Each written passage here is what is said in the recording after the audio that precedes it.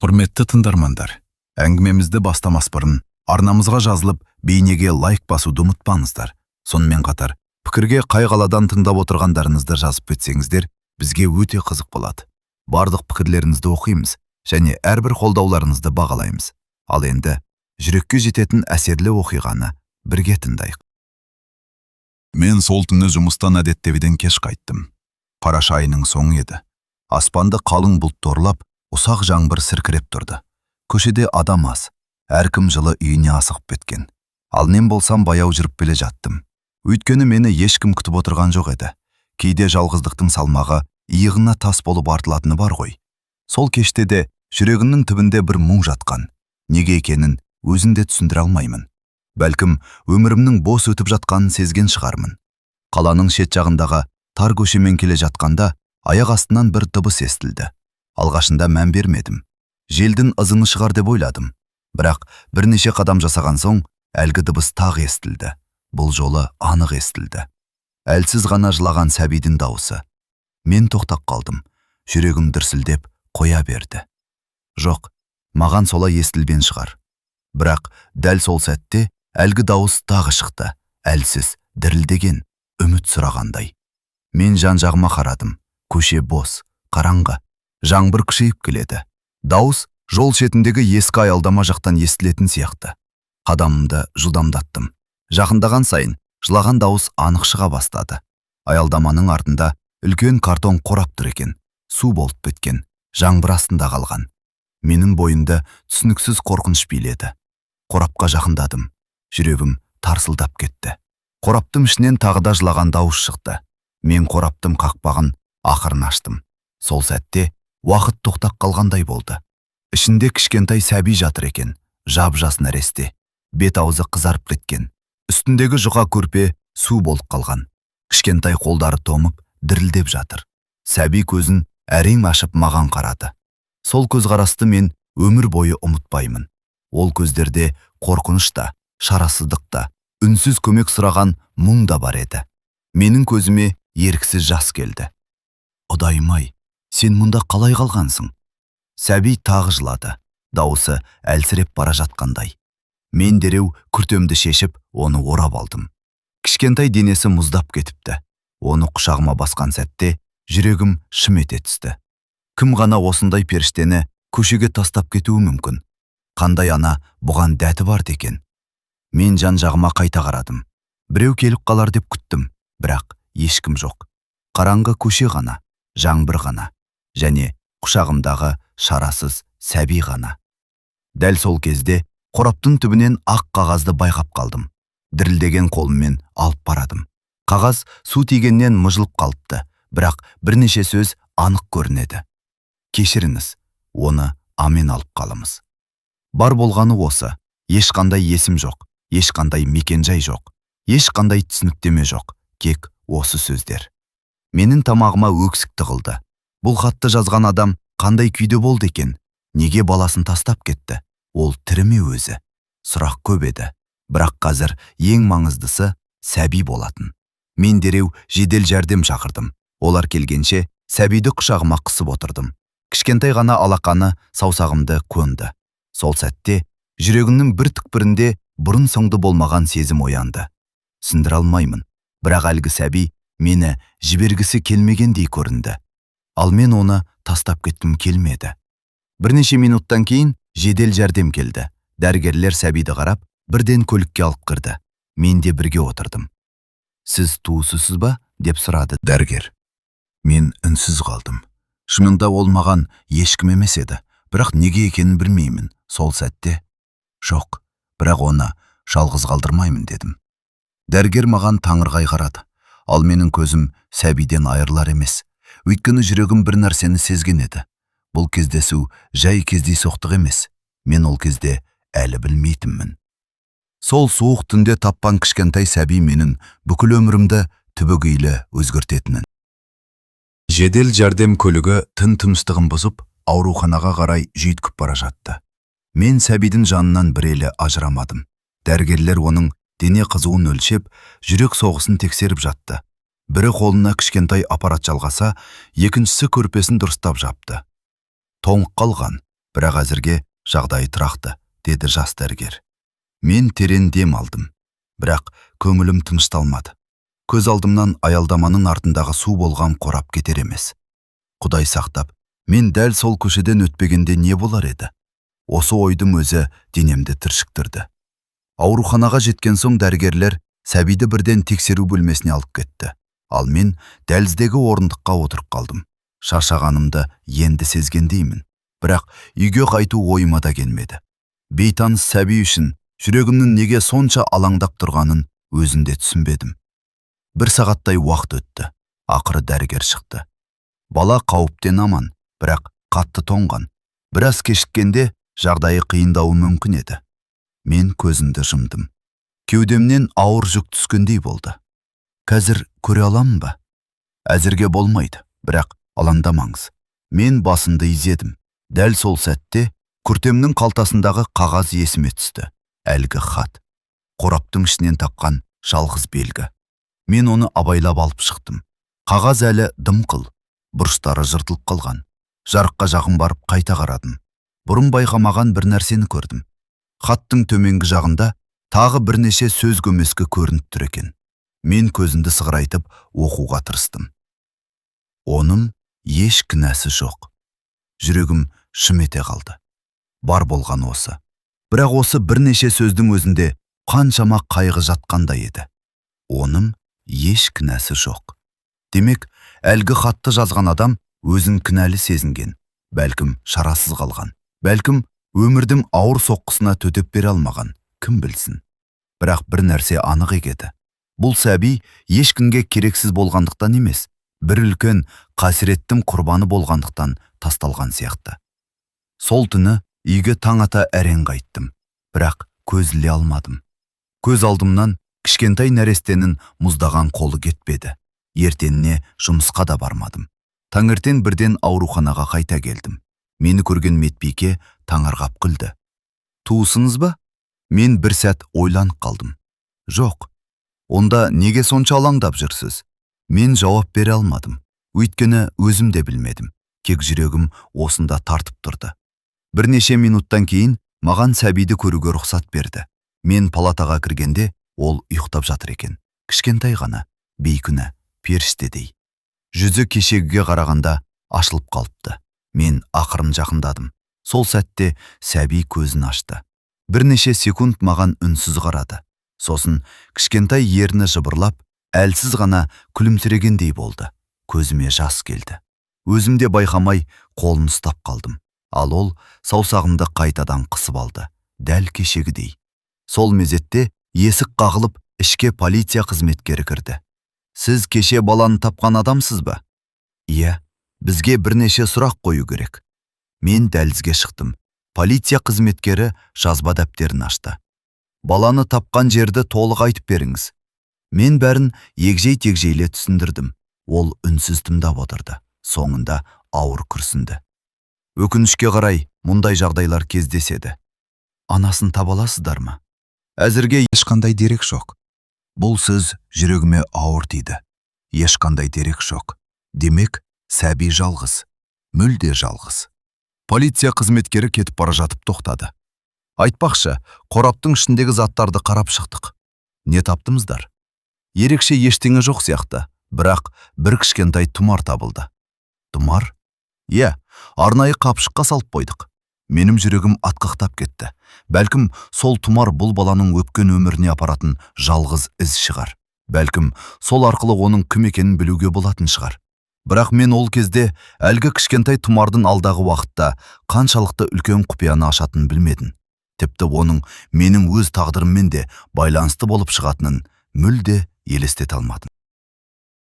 Полиция қызметкері айтқан тұмар туралы ой мені күні бойы мазалады. Кішкентай ғана зат, бірақ кейде адамның бүкіл тағдыры бір кішкентай белгіге байланып тұрады емес пе? Аурухананың дәлізінде үнсіз отырдым. Палатадағы сәби ұйықтап жатқан, ал менің жүрегімде түсініксіз алаңдау бар еді. Неге екенін білмеймін, бірақ оны алғаш көрген сәттен бастап менің өмірім екіге бөлінгендей болды. Бірі осыған дейінгі жалғыз, сұрғай өмірім. Екіншісі дәл қазір басталып жатқан белгісіз тағдыр. Түске қарай дәрігер мені кабинетіне шақырды. Баланың жағдайы жақсы жаққа өзгеріп келеді, деді ол. Құдайға шүкір. Бірақ тағы бір мәселе бар. Мен елең ете қалдым. Қандай мәселе? Дәрігер көзіндіргін түсек қойды. Егер жақын туыстары табылмаса, сәби уақытша балалар үйіне жіберіледі. Бұл сөз жүрегіме оқтай қадалды. Балалар үйі. Бір кезде мен де сондай мекемеде біраз уақыт тұрған едім. Анамнан ерте айырылып, әкемнің туыстары мені қабылдамай қойған кездер болған. Сол күндердің суық қабырғалары әлі күнге дейін есімде. Түнде жастыққа бетім басып жылаған балалардың дауысы, анасын сағынған көздер. Ешкімге керексіз болып қалғандай сезіну. Менің денем дірете қалды. Жоқ, бұл кішкентай сәби ондай тағдырды көрмеу керек. Бірақ мен оған кіммін? Ешкім емеспін. Тіпті атын да білмеймін. Осы ойлармен палатаға қайта кірдім. Сәби оянып қалыпты. Мені көргенде кішкентай көздерін бақырайта ашты. Мен жанына барып отырдым. Сенің кінәм жоқ, кішкентай. Даусым дірілдеп шықты. Сен ештеңеге кінәлі емессің. Кенет есіме хаттағы сөздер түсті. Оның еш кінәсі жоқ. Осы сөздерді ойлаған сайын жүрегім ауыратын. Сәби маған үнсіз қарап жатты. Сосын кішкентай қолын созды. Мен саусағымды бердім. Ол қайтадан ұстап алды. Дәл сол сәтте ішімде бір нәрсе өзгерді. Мен оны түсіндім. Бұл аяушылық емес еді. Бұл жай жанашырлық та емес. Бұл одан әлде қайда керең сезім болатын. Кешке қарай полиция бөлімнен хабар келді. Анасын да, туыстарын да таба алмаған. Ешқандай із жоқ, ешқандай дерек жоқ. Жаңалықты естіген соң ұзақ үнсіз қалдым. Терезеден сыртқа қарадым. Күн батып бара жатыр екен. Қызғылт сәуле палата ішіне төгіліп тұр. Ал сәби тыныш ұйықтап жатыр. Менің көзіме жас келді. Өмірінде ешкім жоқ бұл баланы тағы да тағдырдың қолына тастап кетуге бола ма? Сол түні үйге келген соң ұйықтай алмадым. Таңға дейін ойланып шықтым. Ақыл басқа нәрсе айтады, жүрек басқа нәрсе айтады. Мен жалғыз адаммын. Тұрақты табысым да аса көп емес. Баланың жауапкершілігі оңай емес. Ал ертең не болатынын ешкім білмейді. Бірақ қанша ойлансам да, көз алдыма сол кішкентай жүз келе берді. Саусағымды қысып ұстаған алақан келе берді. Таң атқанда шешім қабылдадым. Өмірімдегі ең маңызды шешім. Ауруханаға жеткен бойда дәрігерді іздедім. Ол мені көріп таңырқап қалды. Бір нәрсе болды ма? Мен терең дем алдым. Жүрегім қатты соғып тұрды. Егер туыстары табылмаса, иә, мен оған қамқоршы болғым келеді. Дәрігер үнсіз қалды. Бірнеше секунд бойы бетіме қарап тұрды. Бұл өте маңызды шешім екенін түсінесіз бе? Түсінемін. Өміріңіз түбегейлі өзгереді. Білемін. Кейін өкінбейсіз бе? Мен бір сәтте ойланбадым. Жоқ, осы сөзді айтқан кезде жүрегім жеңілдеп кетті. Бірнеше күннен бері арғалап жүрген ауыр жүк түскендей болды. Дәрігердің жүзіне жылы күлкі үйірілді. Онда құжат рәсімдеу жұмыстарын бастауға болады. Мен басымды изедім. Сол кезде палата жақтан әлсіз сәби жылаған естілді. Мен еріксіз сол жаққа бұрылдым. Ішімде түсініксіз жылулық пайда болды. Бәлкім, дәл сол сәтте тағдыр мені жаңа өмірге бастап бара жатқан шығар. Бірақ мен әлі бір маңызды нәрсені білмейтінмін. Келесі бірнеше күн мен үшін түс сияқты өтті. Таңертең көзімді ашқаннан кешке дейін ойымның бәрі бір ғана нәрестенің айналасында болды. Жұмысқа барсам да, көңілім ауруханада қалатын. Үйге келсем де, көз алдыма оның бейнесі келе беретін. Өмірімде алғаш рет біреудің тағдыры үшін осыншалық алаңдап жүргенімді сезіндім. Құжат рәсімдеу жұмыстары басталған соң, мені бірнеше мекемеге жіберді. Әркім өз сұрағын қойды. Әркім өз қағазын талап етті. Бірақ бәрінен де ауыр болғаны, баланың кім екенін ешкімнің білмеуі еді. Тіпті уақытша құжаттарға да аты жөні белгісіз сәби деп жазылыпты. Осы сөздерді көргенде жүрегім ауырып кетті. Адам баласы дүниеге келеді, жылайды, тым салады, жүрегі соғады. Бірақ оның аты жоқ, тегі жоқ, ешкімі жоқ. Сол күні түстен кейін ауруханаға барғанымда мені бас дәрігер шақырды. Бізде сізге көрсететін бір нәрсе бар. Мен қобалжып қалдым. Не болды? Қорқпаңыз, бұл баланың денсаулығына қатысты емес. Ол үстелдің тартпасынан мөлдір пакет шығарды. Пакеттің ішінде әлгі кішкентай тұмар жатыр екен. Мен оны алғаш рет анық көрдім. Қарапайым ғана ескі тұмар, бірақ уақыттың әсерінен сарғайып кеткен. Дәрігер оны үстел үстіне қойды. Полиция тексеріп шықты. Қауіпті ештеңе жоқ. Ішінде не бар екен? Ашып қарауға рұқсат берілген. Менің жүрегім дүрсілдеп кетті. Дәрігер тұмардың жібін ақырым шешті. Ішінен өте кішкентай қағаз шықты. Екеуміз бір-бірімізге қарадық. Сосын дәрігер қағазды жайлап ашты. Қағаздың бетінде бірнеше ғана сөз жазылыпты. Егер бір күні бұл хат табылса, оны кешіріңіздер. Менің тымсым тарылып кетті. Бұл сөздер де әлгі аялдамадан табылған хаттағы сөздерге ұқсайды. Дәрігер оқуды жалғастырды.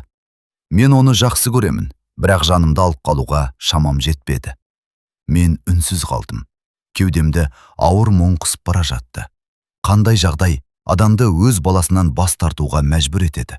Қандай қасірет, қандай қиындық. Соңғы жолдары бұдан да ауыр еді. Бір күні ол шындықты білуге лайық болады. Осы жерден кейін жазулар өшіп кеткен. Су тиген бе, уақыт білдірген бе, қалғанын оқу мүмкін емес еді. Бөлме ішін үнсіздік басты. Мен көзімді қағаздан ала алмадым. Бір ғана нәрсе анық болды. Бұл баланы тастап кеткен адам оны сүйген. Өте қатты сүйген. Бірақ белгісіз себеппен қасында қалдыра алмаған. Сол сәтте есік қағылды. Ішке жасы 50-лер шамасындағы әйел кірді. Аурухананың тәжірибелі медбегелерінің бірі екен. Ол тұмарды көргенде кенет тоқтап қалды. Беті өзгеріп кетті. Бұл тұмарды қайдан алдыңыздар? Бас дәрігер таңырқап қарады. Неге сұраттырсыз? Әйел орындыққа жайлап отырды. Дауысы дірілдеп шықты. Мен дәл осындай тұмарды бұрын көргенмін. Менің жүрегім зу ете қалды. Қайда көрдіңіз? Әйел бір сәт үнсіз қалды. Сосын баяу сөйледі. Осыдан шамамен 25 жыл бұрын. Иә, біздің перзентханада бір жас келін босанған еді. Бөлме іші тып-тыныш болып кетті. Оның да баласының жанынан дәл осындай тұмар табылған. Менің бойымнан тоқ жүргендей болды. Кейін не болды? Әйел ауыр күрсінді. Бұл ұзақ әңгіме, айтыңызшы. Ол көзін төмен салды. Өйткені сол оқиға қайғылы аяқталған. Менің жүрегім бұрынғыдан да қатты соға бастады. Бұл кездей соқтық па? Әлде осы сәбидің өткен өміріне апаратын алғашқы із бе? Ал медбике айтқалы тұрған оқиға менің тағдырыма да қатысы бар екенін ол кезде ешқайсымыз білмейтінбіз. Медбикенің соңғы сөзі ұзақ уақыт бойы құлағымнан кетпеді. Сол оқиға қайғылы аяқталған. Бөлмеде үнсіздік орнады. Мен де бас дәрігер де әйелдің келесі сөзін күтіп отырдық. Ол көзілдірігін шешіп, көз жасын байқатпай сүртіп алды. Жымдар өтсе де, әлгі оқиғаны ұмыта алмағаны анық еді. Ол кезде мен жас маман едім, деді ол баяу. Перзентханаға өте жас қыз түсті, жалғыз келді. Қасында ешкімі болмады. Оның аты кім еді деп сұрадым. Есімде жоқ, бірақ жүзін ешқашан ұмытқан емеспін. Медбике терең күрсінді. Ол қыз босанғаннан кейін бірнеше күн бойы баласын құшағынан түсірмеді, үнемі жылап жүретін. Неге? Ешкімге айтпады, бірақ бір үлкен қайғының ішінде жүргені көрініп тұрды. Мен үнсіз тыңдап отырдым. Кейін бір күні жоғалып кетті. Баласын тастап кетті ме? Жоқ, баласын алып кеткен. Бірақ содан кейін олар туралы ешқандай хабар болмады. Мен ойланып қалдым. Сонда бұл тұмар? Сол кезде де дәл осындай тұмар болған. Бас дәрігер екеуміз бір-бірімізге қарадық, бірақ нақты ештеңе айтуға ерте еді, тек күдік қана. Көп сұрақ, аз жауап. Сол күні кешке қарай мен палатаға кірдім. Сәби ояу жатыр екен. Мені көргенде аяқ қолын қимылдатып, бірдеңе айтқысы келгендей дыбыс шығарды. Мен еріксіз жымидым. Соңғы бірнеше күнде алғаш рет шын көңілден күлген шығармын. Қалайсың, батыр? Сәби үлкен көздерін маған қадады. Мен жанына отырып, кішкентай қолын ұстадым. Ол тағы да саусағымды қысып алды. Сол сәтте жүрегім ерекше елжіреп кетті. Бұрын мұндай сезімді бастан кешірмегенмін. Өмір бойы өз қайғыммен ғана өмір сүріп келген адам едім. Жұмыс, үй, жұмыс, үй. Күндер бір-біріне ұқсайтын, ал қазір бәрі өзгергендей. Менің бір күнім осы кішкентай адамның күлімсіреуіне байланысты болып қалғандай еді. Келесі аптада құжат рәсімдеу жұмыстары жалғасты, бірақ бәрі оңай болған жоқ. Бір күні әлеуметтік қызметкермен сөйлесуге тура келді. Ол құжаттарды қарап отырып, маған сұрақ қойды. Сіз тұрмыстасыз ба? Жоқ. Балаларыңыз бар ма? Жоқ. Неліктен дәл осы баланы қамқорлығыңызға алғыңыз келеді? Мен жауап бере алмай қалдым. Шынымен неге? Өзімде нақты білмейтінмін, бірақ жүрегімнің жауабы дайын еді. Өйткені оны жалғыз қалдырғым келмейді. Әйел маған ұзақ қарап отырды, сосын күлімсіреді. Кейде ең дұрыс жауаптар ең қарапайым болады. Сол күні кешке үйге қайтып келе жатқанда, балалар дүкенінің алдында тоқтап қалдым. Әдетте ондай дүкендерге назар аудармайтынмын, ал бұл жолы ішке кіріп кеттім. Өзімде байқамай кішкентай киімдерді қарап жүрмін. Жұмсақ көрпелерді ұстап көремін, бөтелкелерді қараймын. Бір кезде сатушы келіп, ұл балаға ма, қыз балаға ма деп сұрады. Мен сасық қалдым. Өйткені баланың жынысын сұрамаппын да. Осы ойға өзім күліп жібердім. Сол сәтте түсіндім. Мен бұл сәбиді бөтен адам ретінде қабылдамай бастаппын. Жүрегім оған әлде қашан орын беріп қойған екен. Түнде үйге келген соң бос бөлмеге ұзақ қарап отырдым. Бұрын бұл бөлме жай ғана қойма сияқты болатын. Ал енді көз алдыма кішкентай төсек елестеді. Баланың күлкісі елестеді. Алғашқы қадамдары елестеді.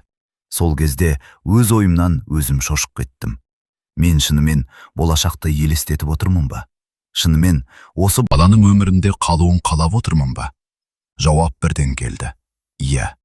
Бірақ дәл сол түні күтпеген қоңырау соғылды. Телефонның ар жағындағы адамның сөзі жүрегімді тоқтатып жібере жаздады. Біз баланың өткен өміріне қатысты маңызды ақпарат таптық. Мен орнымнан атып тұрдым. Қандай ақпарат? Бірақ естіген жауабым мен күткен нәрсе емес еді. Телефонды құлағыма қысып, демінді ішіме тартып тұрдым. Қандай ақпарат? Деп қайта сұрадым. Ар жақтан полиция қызметкерінің байсалды дауысы естілді. Ертең бөлімшеге келсеңіз жақсы болар еді. Кейбір мәліметтерді жеке сөйлескен дұрыс.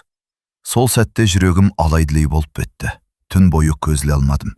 Біресе терезеге қараймын, біресе сағатқа қараймын. Уақыт мүлде өтпейтіндей көрінді. Мың түрлі ой мазалады.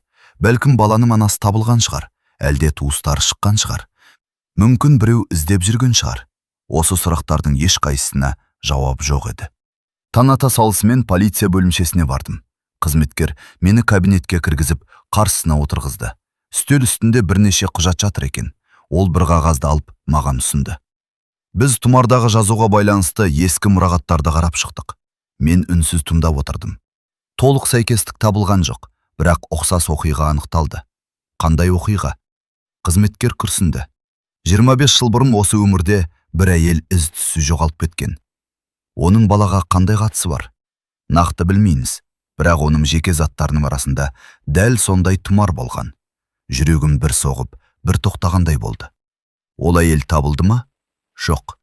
Менің бойымды мұң биледі. Тағы да тұйыққа тірелгендей сезіндім. Бірақ қызметкердің келесі сөзі бәрін өзгертті. Оның жоғалғанға дейін дүниеге сәби әкелген туралы дерек бар. Мен қатып қалдым.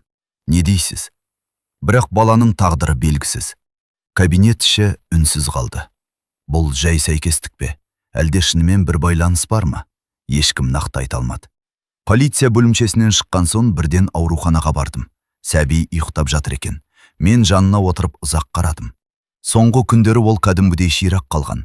Беті қызғылттанып, көздері жайнап тұр. Кейде маған қарап күлімсірейтін болды. Мен оның кішкентай алақанын ұстап отырдым. Сол кезде күтпеген жерден өз өткенім есіме түсті. Мен ешқашан ешкімге толық айтып көрмеген өткенім. Анамнан айырылған күнім. Әлі күнге дейін ұмытпаймын. Мен ол кезде 8 жаста едім. Анам ұзақ ауырды. Сосын бір күні ауруханаға кетті. Қайтып оралмады. Сол күні өмірімдегі ең ауыр күн болған шығар. Үй іші босап қалғандай болды. Жылуы кетіп қалғандай болды. Бірнеше айдан кейін туыстардың арасында сенделіп жүрдім. Бір үйден екінші үйге. Бір адамның қолынан екінші адамның қолына. Кейде өзімді артық адам сияқты сезінетінмін. Қажет емес адам сияқты. Бір күні балалар үйіне де түстім. Аз уақыт болса да, ол жердегі күндер мәңгі есімде қалды. Түнде балалардың жасырын жылаған еститінмін.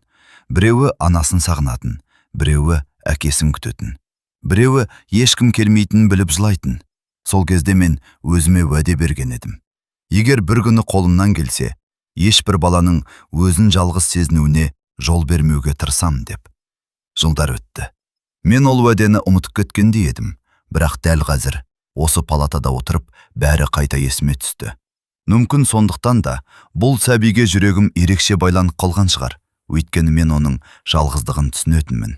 Оның еш кінәсі жоқ екенін түсінетінмін. Сол кезде сәби оянып кетті. Көзін ашып маған қарады. Сосын әлсіз ғана күлімсіреді. Менің көзіме жас келді. Уайымдама, кішкентай. Даусым дірілдеп шықты. Қандай шындық болса да, сен енді жалғыз емессің. Бірақ тағдыр мені тағы бір ауыр сынақ күтіп тұрғанын әлі көрсетпеген еді. Сол күні кешке әлеуметтік қызметтен хабар келді. Олардың айтқан жаңалығы менің барлық жоспарымды төңкеріп жіберді. Өйткені кенеттен баланың қамқорлығына үміткер тағы бір адам пайда болған еді. Әлеуметтік қызметтен келген қоңыраудан кейін ұзақ уақыт өз-өзіме келе алмадым. Баланың қамқорлығына үміткер тағы бір адам пайда болды. Осы сөз қайта-қайта құлағымда жаңғырып тұрды. Қалай? Кім? Қайдан шықты? Егер баланың туысы болса, әрине оның өз отбасында өскені дұрыс. Бірақ жүрегім әлденеден қорқып тұрды. Өйткені соңғы апталарда бұл сәби менің өмірімнің ажырамас бөлігіне айналып кеткен еді. Түнде де ұйықтай алмадым. Таңертең ауруханаға барғанымда көңілім алаң еді. Палатаға кірген бойда көзім бірден сәбиге түсті. Ол бесігінде ояу жатыр екен. Мені көргенде аяқ қолын ербеңдетіп, кішкентай дыбыстар шығара бастады. Бір қызығы, соңғы күндері ол мені танып қалғандай көрінетін. Басқа адамдар келгенде сабырлы жататын. Ал мен кіргенде жанары жарқырап кететін. Мен жанына жақындадым. Қалайсың, батыр? Ол жауап бергендей күлімсіреді. Сол сәтте ішімдегі барлық уайым бір сәтке жоғалып кетті. Мен қолымды создым. Ол кішкентай алақанымен саусағымды ұстап алды. Тағы да дәл алғашқы күндегідей. Бірақ бұл жолы бұрынғыдан да қаттырақ қысты. Менің көзім еріксіз жасаурап кетті. Кейде үлкен адамдар айта алмайтын нәрсені балалар бір ғана қимылмен жеткізеді ғой. Сол кішкентай алақан маған кетпе деп тұрғандай көрінді. Мен оның жанына отырдым. Сыртта жаңбыр жауып тұрды. Ал палата ішінде тыныштық. Тек монитордың әлсіз дыбысы ғана естіледі. Сәби бір сәт көзін жұмып қайта ашты. Сосын тағы да маған қарады. Сол жанардан бір ерекше жылылық сезілетін. Бір түрлі жақындық. Түсіндіре алмаймын, бірақ оны алғаш көрген күннен бастап менің жүрегімде бос тұрған бір орын тола бастағандай еді. Өмір бойы жалғыз жүрген адам үшін бұл тосын сезім болатын. Мен бұрын өзімді мықтымын деп ойлайтынмын. Ешкімге тәуелді емеспін деп ойлайтынмын. Бірақ қазір түсіндім. Адамға кейде бір адамның ғана емес, бір кішкентай баланың да махаббаты жетіспейді екен. Сол кезде палатаға дәрігер кірді. Сіз тағы осындасыз ба? Деп күлімсіреді. Иә, ол сізді күтіп жатқан сияқты. Мен жымидым. Маған да солай көрінеді. Дәрігер бесікке қарап қойды. Соңғы күндері сіз келгенде ерекше тынышталады. Бұл сөз жүрегіме жылы тиді. Мен сәбиге қайта қарадым. Ол әлде қашан көзін жұмып ұйықтап кетіпті.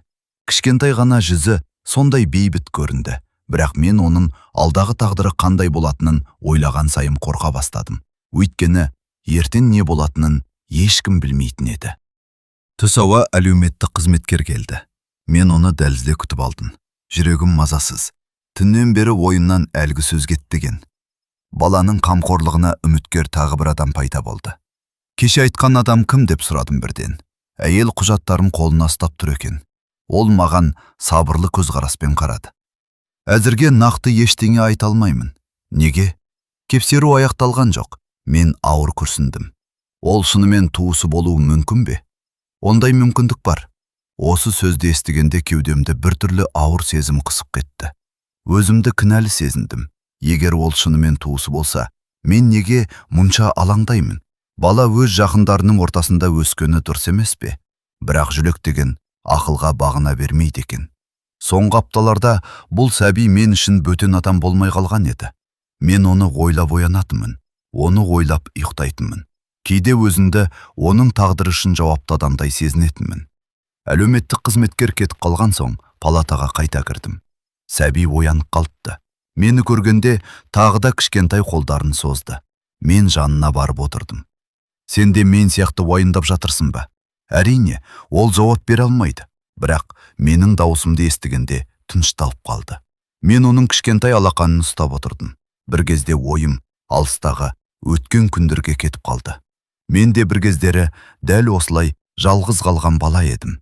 Анамнан айырылған күн әлі есімде. Сол күні әлемім қирап кеткендей болған. Жанымдағы адамдар көп болғанымен, өзімді жалғыз сезінетінмін. Мүмкін осы себепті бұл сәбидің тағдыры маған соншалық жақын шығар. Мен оның болашағының қараңғы болғанын қаламадым. Кешке қарай дәрігер мені кабинетіне шақырды. Бұл жолы оның жүзінде қуаныш бар еді. Жақсы жаңалығым бар. Қандай? Баланың жағдайы толық тұрақталды. Менің көзіме еріксіз жас келді. Шынымен бе?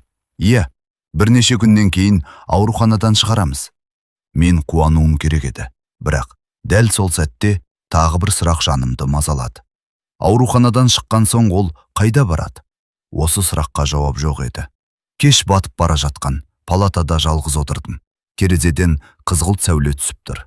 Сәби тыныш ұйықтап жатыр. Мен оның жанына жақындадым. Сол кезде көрпенің шетінен әлгі тұмар көрінді. Бірнеше күннен бері бәріміздің ойымызды мазалаған тұмар. Мен оған ұзақ қарадым. Кішкентай ғана зат, бірақ соншая құпияны жасырып тұрғандай. Осы кезде есік жайлап ашылды. Ішке жасы үлкен медбике кірді. Тұмарды бұрыннан таныған әйел. Ол маған жақындады. Бүгін түрі өзгеше екен. Көңілі алаңдап тұрғаны байқалады. Сізге маңызды нәрсе айтуым керек, деді ол. Мен орнымнан тұрдым. Не болды? Ол біраз үнсіз қалды. Сосын жай ғана. Кеше түні мұрағатқа қайта бардым, деді. Не таптыңыз? Әлгі жоғалған әйелдің ескісін қайта қарадым. Менің жүрегім тарс-тұрс соға бастады. Сосын оның суретін таптым. Иә, медбике тұмарға қарап алды. Суретте оның мойнында дәл осындай тұмар болған. Бойымнан тоқ жүргендей әсер етті. Сонда бұл сайчекстік емес қой. Білмеймін, бірақ ең қорқыныштысы бұл емес. Мен тынысымды ішіме тарттым. Онда не? Медбике көзін төмен түсірді. Мен оның жоғалған күнін де көрдім. Қай күн екен? Ол жайлап бір күнді айтты. Сол сәтте жүрегім тоқтап қалғандай болды. Өйткені бұл күн менің өмірімдегі ең ауыр күндердің бірі еді. Дәл сол күні мен анамнан айырылғанмын. Мен үнсіз қатып қалдым, ал медбике болса одан да ауыр сөз айтты. Тағы бір нәрсе бар. Не? Әлгі әйел жоғалған кезде оның жанында жаңа туған сәби болған деген дерек кездеседі. Палаташы тып-тыныш болып кетті. Мен тұмарға қарадым. Сосын ұйықтап жатқан сәбиге қарадым. Жүрегімде бұрын соңды болмаған күдік пайда болды. Бұл оқиғаның мен ойлағаннан әлдеқайда терең екенін сездім. Ал шындыққа апаратын жол енді ғана басталып жатқан еді. Медбике кеткеннен кейін ұзақ уақыт орнынан қозғала алмадым. Оның айтқан сөздері қайта-қайта ойыма орала берді. Дәл сол күні жаңа туған сәби болған. Дәл сондай тұмар. Бәрі бір-бірімен байланысып жатқандай көрінді. Бірақ дәлел жоқ еді. Тек күдік қана. Ал күдік кейде адамды шындықтан да қатты қинайды екен. Сол түні үйге қайтқанда өзімді ерекше шаршаған сезіндім. Есікті ашып кіргенімде үй іші бұрынғыдан да бос көрінді. Бірнеше апта бұрын бұл тыныштық маған ұнайтын, ал қазір керісінше үйдің үнсіздігі жанымды ауыртты. Мен еріксіз ауруханадағы сәбиді ойладым. Ол дәл қазір не істеп жатыр екен? Ұйықтап қалды ма екен? Әлде тағы жылап жатқан шығар? Осы ойлардың өзі мені таңғалдырды. Өйткені бұрын мен ешкім үшін дәл бұлай алаңдап көрмеген едім. Келесі күні таңертең жұмысқа кетіп бара жатқанда, подъезд алдында екі көрші әйелдің сөйлесіп тұрғанын көрдім. Мені байқап қалғанда әңгімелерін тоқтатты. Бірақ мен өте бергенде біреуінің сөзі құлағыма жетті. Осы жасқа келіп бала асырап алмақ екен дейді. Екіншісі күрсініп қойды. Өзіне қиын болмай ма екен? Мен үндемей өте шықтым. Бірақ көңіліме бір түрлі ауыр тиді. Кешке қарай тағы да ауруханаға бардым. Сәби мені көргенде әдеттегідей күлімсіреп қарсы алды. Оның жанында отырғанда барлық уайым ұмытылып кететін. Бірақ үйге қайтып келе жатқанда көршілердің сөзі қайта есіме түсті. Келесі бірнеше күнде мұндай әңгімелер көбейе бастады. Біреулер, жалғыз адам бала өсіре алмайды деді. Екіншілері, ертең өкінеді. Тағы біреулер, бөтен баланым жауапкершілігін неге алады екен? Әркім өз пікірін айтты. Әркім өз ақылын айтты. Ал ешкім менің жүрегімде не болып жатқанын сұрамады. Бір күні дүкеннен шығып келе жатқанымда ескі танысым жолықты. Ол да әңгімені айналдырып сол жаққа бұрды. Естідім, бала асырап алмақшы екенсің. Әлі нақты емес. Ойлан, өмірің өзгеріп кетеді. Мен жымия салдым. Өмірім онсыз да өзгеріп кетті. Ол түсінбей қарады, ал мен түсіндіре алмадым. Өйткені кейбір сезімді сөзбен жеткізу қиын. Сол күні ауруханаға келгенімде сәби көңілсіздеу көрінді. Әдеттегідей күлімсіреген жоқ. Мазасызданып жатыр екен. Медбике оны қанша жұбатса да тыныштала алмапты. Мен бесікке жақындадым. Не болды саған, Батыр? Дауысымды естіген сәтте ол басын бұрып маған қарады. Сосын біртіндеп тыныштала бастады. Бірнеше минуттан кейін мүлде жылауын қойды. Медбике таңырқап күліп жіберді. Көрдіңіз бе? Нені? Ол сізді шынымен танып қалған. Мен үндемедім, бірақ жүрегім ерекше елжіреп кетті. Сол кезде медбике тағы бір нәрсе айтты. Кейде балалар жүрегімен сезеді. Нені? Кімнің өз адам екенін. Осы сөз ұзақ уақыт бойы ойымнан кетпеді. Кешке қарай үйге қайттым. Подъезге кіре бергенімде тағы да көршілердің әңгімесін естіп қалдым. Ертең өз баласы болса ше? Бөтен бала бәрібір бөтен ғой. Мен тоқтап қалдым. Бір сәтке ашуланғым келді, бірақ кейін ойланып қалдым. Олар бұл сәбидің көзін көрген жоқ.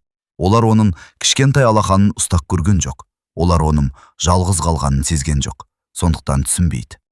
Сол түні терезе алдында ұзақ отырдым. Көшеде шамдар жымыңдап тұр. Ал мен бір ғана нәрсені ойладым. Егер бұл бала менің тағдырыма кездейсоқ келмесе ше? Егер оның өміріме келуінің бір себебі болса ше? Осы ойлармен отырғанымда телефон шырылдады. Экранда әлеуметтік қызметкердің нөмірі тұр екен. Мен бірден көтердім. Тыңдап тұрмын. Ар жақтан қуанышты дауыс естілді. Біз әлгі туысы бармын деген адамды тексеріп шықтық.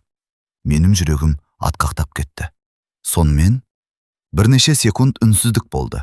Сосын ол, оның бұл балаға ешқандай қатысы жоқ екені анықталды деді. Мен көзімді жұмдым. Кеудемнен ауыр жүк түскендей болды. Бірақ артынша әлеуметтік қызметкер тағы бір сөйлем айтты, және сол сөйлем бәрін қайта өзгертті. Бірақ біз мүлде күтпеген басқа дерек таптық. Әлеуметтік қызметкердің соңғы сөзі мені тағы да мазасыз күйге түсірді. Бірақ біз мүлде күтпеген басқа дерек таптық. Мен бірден орнымнан тұрдым. Қандай дерек? Ар жақтағы дауыс сәл бәсеңдеді. Мұны телефонмен айту дұрыс емес сияқты. Ертең кездескеніміз жөн. Қоңырау аяқталды, ал мен түні бойы ұйықтай алмадым. Соңғы апталарда өмірім жұмбаққа толып кеткендей еді. Бір жағынан баланың болашағы, екінші жағынан тұмар, үшінші жағынан өткендегі белгісіз оқиғалар. Бірақ осының бәрінен де маңыздысы сәби еді. Ертеңіне таңертең ауруханаға бардым. Палатаға кіргенімде сәби оянып жатыр екен. Мені көрген бойда аяқ қолын қимылдатып, дыбыс шығара бастады. Мен жақындап келдім. Қалайсың, Батыр? Сол сәтте күтпеген нәрсе болды. Ол кенет күліп жіберді.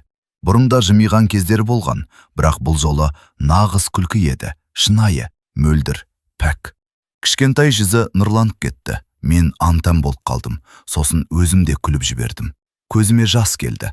Бір ғана баланың күлкісі адамның ішіндегі қанша мұңды ертіп жібереді екен. Сол күні көңіл күйім ерекше болды. Медбике де байқап қалды. Бүгін екеуіңіздің де жүздеріңіз жарқырап тұр. Мен күліп басымды изедім. Шынында да соңғы күндері алғаш рет ішімде үміт пайда болғандай еді. Түске қарай әлеуметтік қызметкер келді.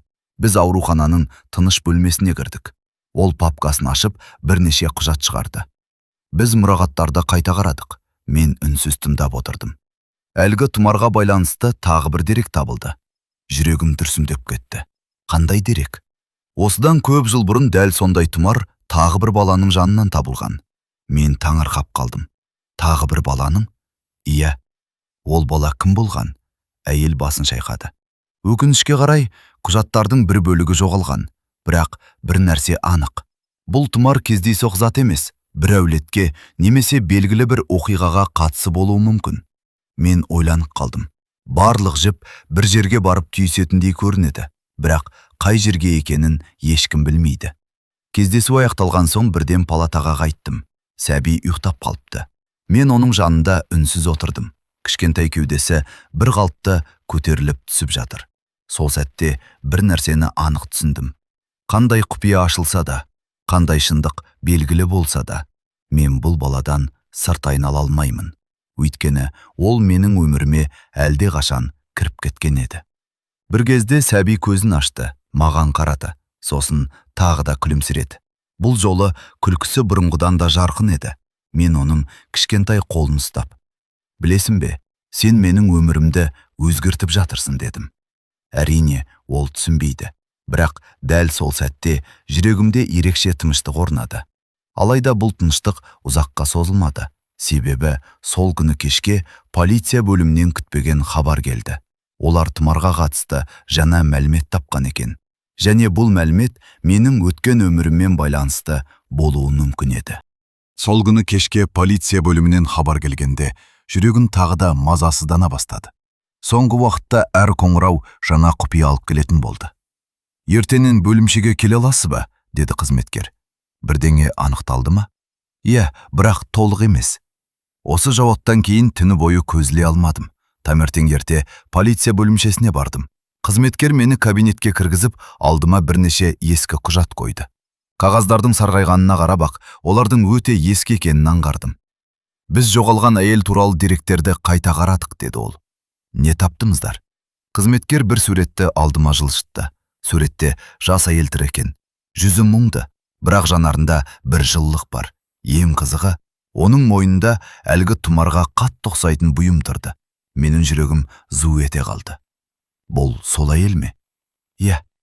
Мен суреттен көзімді ала алмадым. Неге екенін білмеймін, бірақ бұл жүз маған таныс сияқты көрінді. Бір жерден көргендеймін, бірақ қайдан екенін есіме түсіре алмадым. Оның аты жөні анықталған ба? Иә, бірақ кейінгі тағдыры белгісіз болып қалған. Табылмаған ба? Жоқ. Қызметкер ауыр күрсінді. Бір қызығы, жоғалардан бірнеше күн бұрын оны көрген адамдардың айтқандары бір-біріне ұқсайды. Қандай сөздер? Олар әйелдің үнемі бір нәрседен қорқып жүргенін айтқан. Мен үнсіз тыңдадым. Тағы бір әйел оның қолында сәби болғанын көргенін айтыпты. Жүрегім қатты соға бастады. Демек, оның баласы болған. Солай болуы мүмкін. Кабинеттен шыққан соң бірден ауруханаға қарай асықтым. Неге екенін өзімде түсінбедім, бірақ дәл қазір сәбиді көргім келді. Палатаға кіргенімде ол ояу жатыр екен. Мені көрген бойда күлімсіреді. Соңғы күндері оның күлкісі көбейіп кеткен. Кішкентай ғана адам болса да, айналасына жылу шашықтыратын сияқты. Мен жанына отырдым. «Сен туралы шындық қайда жасырылған екен?» Сәби маған үнсіз қарады. Сосын саусағымды ұстап алды. Сол сәтте медбике кірді. Баяғы мұрағаттарды қарайтын әйел.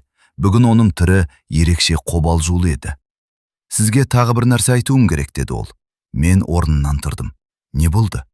Ол есікті жауып алды. Сосын ақырын ғана сөйледі. «Кеше мен бұрын бірге жұмыс істеген зейнеткер дәрігермен сөйлестім». Сосын ол әргі жоғалған әйелді есіне түсірді. Менің жүрегім тағы дүрсілдей жөнелді. Не айтты? Әйел босанғаннан кейін бір ғана сөзді қайта-қайта айтқан екен. Қандай сөз?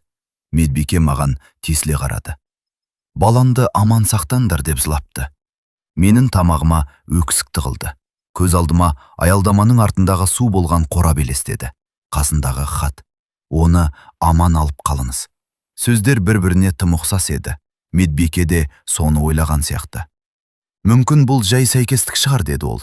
Бірақ даусынан өзінің де бұған сенбейтінін сездім. Палатада үнсіздік орнады. Мен бесіктегі сәбиге қарадым, ал ол ештеңеден хабарсыз мағасан күлімсіреп жатыр. Сол сәтте ішімде бір ой пайда болды.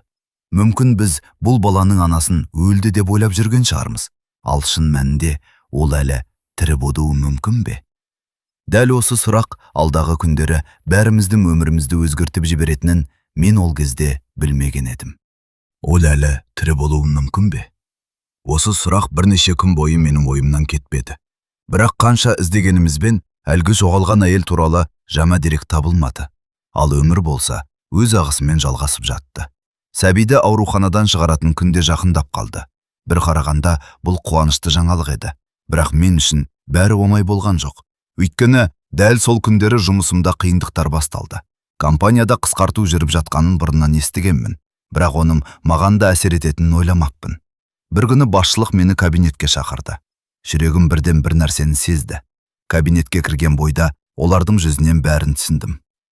Өкінішке қарай жағдай қиын болып тұр, деді басшы. Мен үндемедім. Біз қызметкерлер санын қысқартуға мәжбүрміз. Бірнеше секунд бойы ештеңе ести алмай қалғандай болдым. Соңғы сөз ғана құлағымда жаңғырып тұрды. Қысқартуға мәжбүрміз. Көшеге шыққанда ауа райы да көңіл күйім сияқты сұр еді. Қалтамда жұмыстан босатылғанымды растайтын қағаз. Ал жүрегімде мың сұрақ.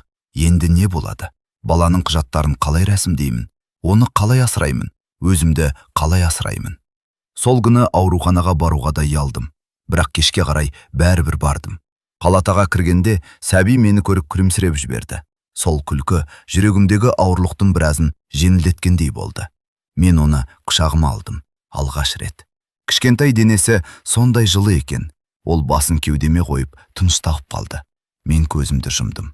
Осы сәтте бір нәрсені анық түсіндім. Мен бұл баладан бас тарта алмаймын. Қандай қиындық келсе де, қандай сынақ болса да. Өйткені ол маған енді бөтен емес еді. Бірақ тағдырдың сынағы мұнымен бітпетті. Келесі күні әлеуметтік қызметкер хабарласты. Даусы әдеттегіден салмақты шықты. Сізбен маңызды мәселе туралы сөйлесуіміз керек. Менің жүрегім қайтадан дүрсілдей бастады. Не болды? Қамқоршылық рәсімдеу үшін тұрақты табыс қажет. Мен үнсіз қалдым. Ол бәрін түсініп тұрғандай жалғастырды. Біз сіздің жұмыстан босатылғаныңызды білдік. Осы сөзден кейін кеудем қысылып кеткендей болды. Сонда енді не болады? Ар жақта бірнеше секунд үнсіздік орнады. Егер жақын арада жағдай өзгермесе, құжат рәсімдеу тоқтатылуы мүмкін. Телефон тұтқасын қоя сала орындыққа отыра кеттім. Бар үмітім қолымнан суысып бара жатқандай сезілді. Бірнеше апта бойы армандаған нәрсем көз алдында алыстап бара жатты. Сол түні мен ұзақ уақыт ұйықтай алмадым. Ал ауруханада мені күтіп жатқан кішкентай сәби бұл қиындықтардың бәрінен бейхабар еді. Бірақ ертең болатын оқиға менің ғана емес, оның да тағдырын өзгертуі мүмкін екенін мен әлі білмейтінмін. Жұмыстан айырылғанымды естігеннен кейін өмірім қайтадан тұйыққа тірелгендей болды. Күндіз өзімді сабырға шақыруға тырысатынмын, бірақ түнде ойларым маза бермейтін. Егер қамқоршылық рәсімделмесе ше, егер сәбиді менен алып кетсе ше. Осы сұрақтар жанымды жегідей жеді. Сол күні кешке ауруханаға әдеттегідей бардым. Палатаға кіргенде көңілім бірден алаңдап кетті. Сәби әдеттегідей тыныш жатқан жоқ, беті қызарып кетіпті, мазасызданып жатыр. Мен бірден медбикеге қарадым. Не болды? Ол да уайымдап тұрған сияқты. Түстен бері қызуы көтеріліп тұр, жүрегім зу ете қалды. Қалыпты емес пе? Дәрігерлер бақылауда ұстап жатыр. Бірақ оның даусынан алаңдаушылық сезіліп тұрды. Мен бесіктің жанына барып отырдым. Кішкентай ғана сәби ауыр тыныстап жатыр екен. Бірнеше күн бұрын ғана күліп жатқан жүзі қазір әлсіреп көрінді. Көзіме еріксіз жас келді. Жоқ, саған ештеңе болмау керек. Түн түсе жағдайы жақсарудың орнына қиындай бастады. Дәрігерлер жиі кіріп шығып жүрді. Бір кезде олар сәбиді басқа бөлімге ауыстыруға шешім қабылдады. Сол сәтте бойымды қорқыныш биледі. Мен дәлізде жалғыз қалдым. Уақыт тоқтап қалғандай еді. Сағат тілі жылжымайды. Әр минут бір сағаттай көрінеді. Жанында отырған жас үлкен әйел менің уайымдап отырғанымды байқап қалды. Немереңіз бе? Деп сұрады. Мен басымды шайқадым. Жоқ. Сонда балаңыз ба? Бір сәт ойланып қалдым. Сосын жай ғана. Әзірге жоқ. Бірақ жүрегімде өз баламдай болып кетті дедім. Әйел үнсіз басын изеді. Түн ортасы ауғанда дәрігер шықты. Мен орнымнан атып тұрдым. Қалай? Дәрігердің жүзі байсал деді. Қызуы қатты көтеріліп кеткен. Жүрегім мұздап кетті. Қазір ше? Күресіп жатырмыз. Осы сөзден кейін көзіме жас толды. Мен ауруханадағы шағын намазханаға кірдім. Өмірімде көп нәрсе сұрамаған шығармын, бірақ сол түні жалғыз ғана тілек тіледім. Құдайым, осы баланы аман алып қалшы. Таңға дейін көз ілмедім. Терезенің ар жағынан алғашқы жарық көріне бастағанда ғана дәрігер қайта шықты. Бұл жолы оның жүзінде әлсіз болса да күлкі бар еді. Қауіп сейіле бастады. Мен терең дем алдым. Сол сәтте ғана түні бойы демімді ішіме тартып жүргенімді түсіндім. Шынымен бе? Иә, ең қиын кезең артта қалды. Көзімнен жас шығып кетті. Мен оны жасыруға да тырыспадым. Өйткені дәл сол түні бір нәрсені анық түсіндім. Бұл сәби үшін қорқып отырғаным жай жанашырлық емес еді. Ол менің өмірімнің бір бөлігіне айналып кеткен. Ал адам өз өмірінің бір бөлігін жоғалтудан қорқады. Таңертең палатаға кіргенімде сәби ұйықтап жатыр екен. Жүзі де сәл ашылған. Мен ақырын ғана қасына отырдым. Сол кезде көрпенің астынан кішкентай қолы шығып жатты. Мен саусағымды ұсындым. Ол ұйықтап жатса да, саусағымды ұстап алды. Сол сәтте жүрегім елжіреп кетті. Бірақ мен байқамаған бір нәрсе бар еді.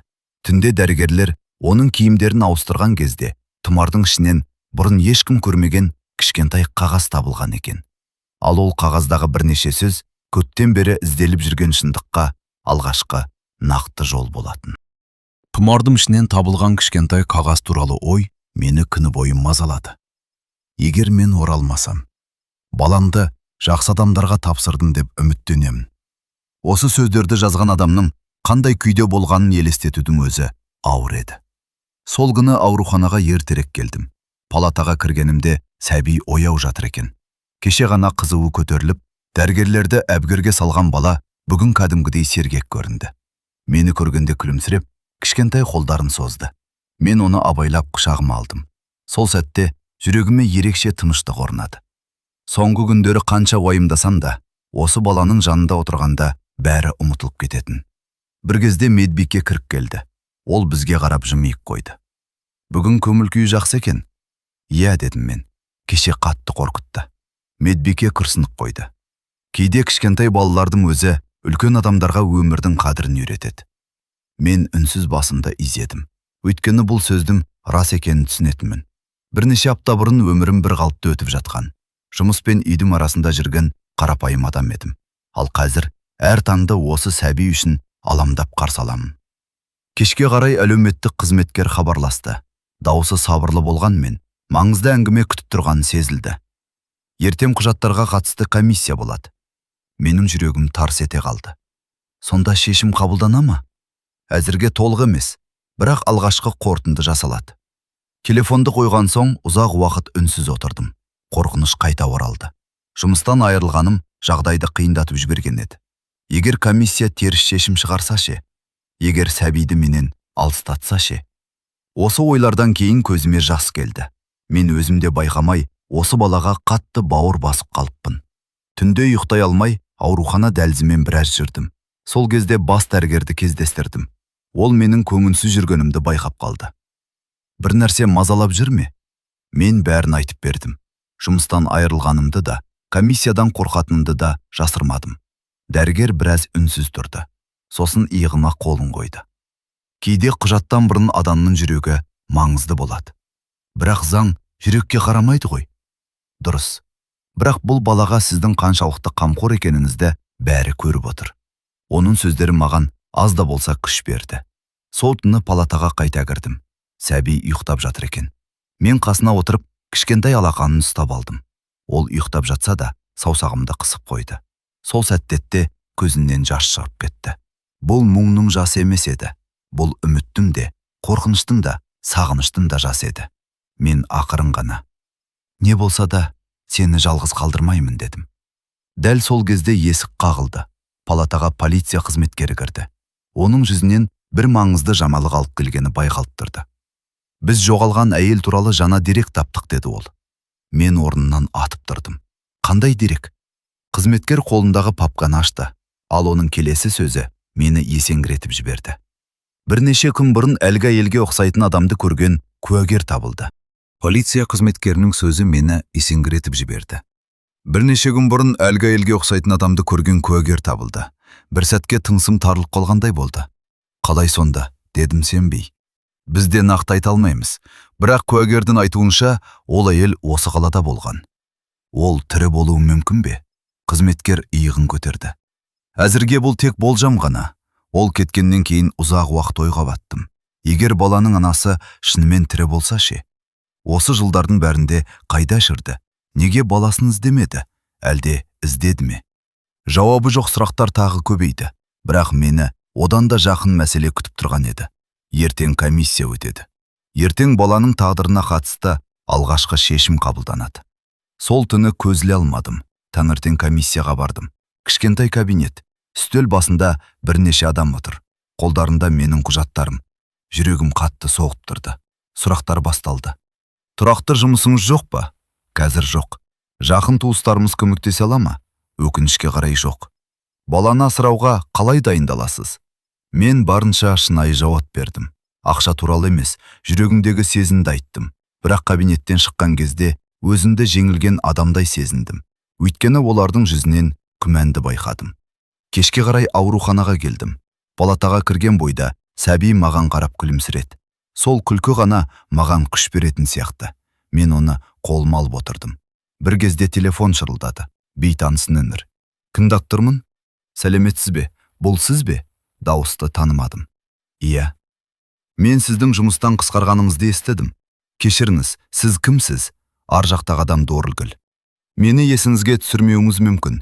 Бірнеше жыл бұрын бірге жұмыс істегенбіз. Сонда ғана есіме түсті. Бұл бұрынғы әріптесім екен. Сізге көмектескім келеді деді ол. Қалай? Біздің компанияға қызметкер керек болып жатыр. Мен үнсіз қалдым. Бірнеше секунд бойы не айтарымды білмедім. Шынымен де? Иә, егер қаласаңыз, ертең әңгімелесуге келе аласыз. Телефонды қойған соң орнынан тұрып кеттім. Сенер-сенбесімді білмедім. Соңғы күндері барлық есік жабылып жатқандай көрінген. Ал енді күтпеген жерден жаңа мүмкіндік пайда болды. Сол сәтте жанымда тұрған медбике. Бір жақсы жаңалық па деп сұрады. Мен алғаш рет бірнеше күннен бері шын көңілмен күндім. Иә, мүмкін жақсы жаңалық шығар. Келесі күні әңгімелесуге бардым. Іштей қатты қобалжыдым. Өйткені бұл жұмыс мен үшін ғана емес, сәби үшін де маңызды еді. Әңгіме ұзаққа созылған жоқ. Компания басшысы құжаттарыма қарап шықты. Бірнеше сұрақ қойды. Сосын күлімсіреп, біз сізді жұмысқа қабылдаймыз деді. Сол сәтте көзіме жас келді. Бірнеше күн бойы кеудемді басып тұрған ауыр жүк жеңілдегендей болды. Бірден ауруханаға қарай асықтым. Жоп бойы жүзімнен күлкі кетпеді. Палатаға кіріп, сәбиді көрген бойда. Бізде жақсы жаңалық бар, батыр, дедім. Әрине, ол түсінбейді, бірақ маған қарап күлімсіреді. Сол кезде мен бір нәрсені сездім. Кейде тағдыр адамды ең қиын жерге дейін апарады. Бірақ дәл үміт үзілетін сәтте күтпеген көмек жібереді екен. Алайда менің қуанышым ұзаққа созылмады. Өйткені сол күні кешке полициядан тағы хабар келді. Және бұл жолы олардың айтқаны бәрімізді таңғалдырды. Өйткені куәгер көрсеткен әйелдің суреті табылған екен. Полициядан келген қоңыраудан кейін менің көңілім қайтадан аламдай бастады. Бірнеше сағат бұрын ғана жаңа жұмысқа қабылданғаныма қуанып жүргенмін. Ал енді тағы бір құпия есік қағып тұрғандай. Келесі күні таңертең полиция бөлімшесіне бардым. Қызметкер мені күтіп отыр екен. Үстел үстінде бірнеше папка жатыр. Олардың арасында ескі, сарғайған құжаттар да бар. Біз куәгер айтқан әйелдің ізімен біраз жұмыс жүргіздік, деді ол. Мен үнсіз тыңдап отырдым. Өкінішке қарай, оның дәл сол жоғалған әйел екенін растай алмадық. Жүрегім сәл суық қалды. Сонда тағы тұйыққа тірелдік пе? Жоқ, бір қызық нәрсе таптық. Ол ескі папканы ашты. Ішінен бірнеше құжат шығарды. Бұлар 25 жыл бұрынғы мұрағаттан алынған. Мен қағаздарға үңілдім. Көп нәрсе түсініксіз еді. Бірақ бір құжаттағы мөр көзіме оттай басылды. Бұл біздің қаладағы ескі перзентхананың мөрі болатын. Мұнда не жазылған? Қызметкер құжаттың бір жерін көрсетті. Осы жолға қараңыз. Мен оқи бастадым. Құжатта жаңа туған нәресте туралы мәліметтер жазылған екен. Бірақ ең қызығы төменгі жағында болды. Арнайы белгі, күміс тұмар. Менің жүрегім тарс ете қалды. Тұмар? Иә, дәл сондай ма? Сипаттамасы өте ұқсас. Бөлме іші үнсіз қалды. Бұл енді жай сәйкестікке ұқсамайтын.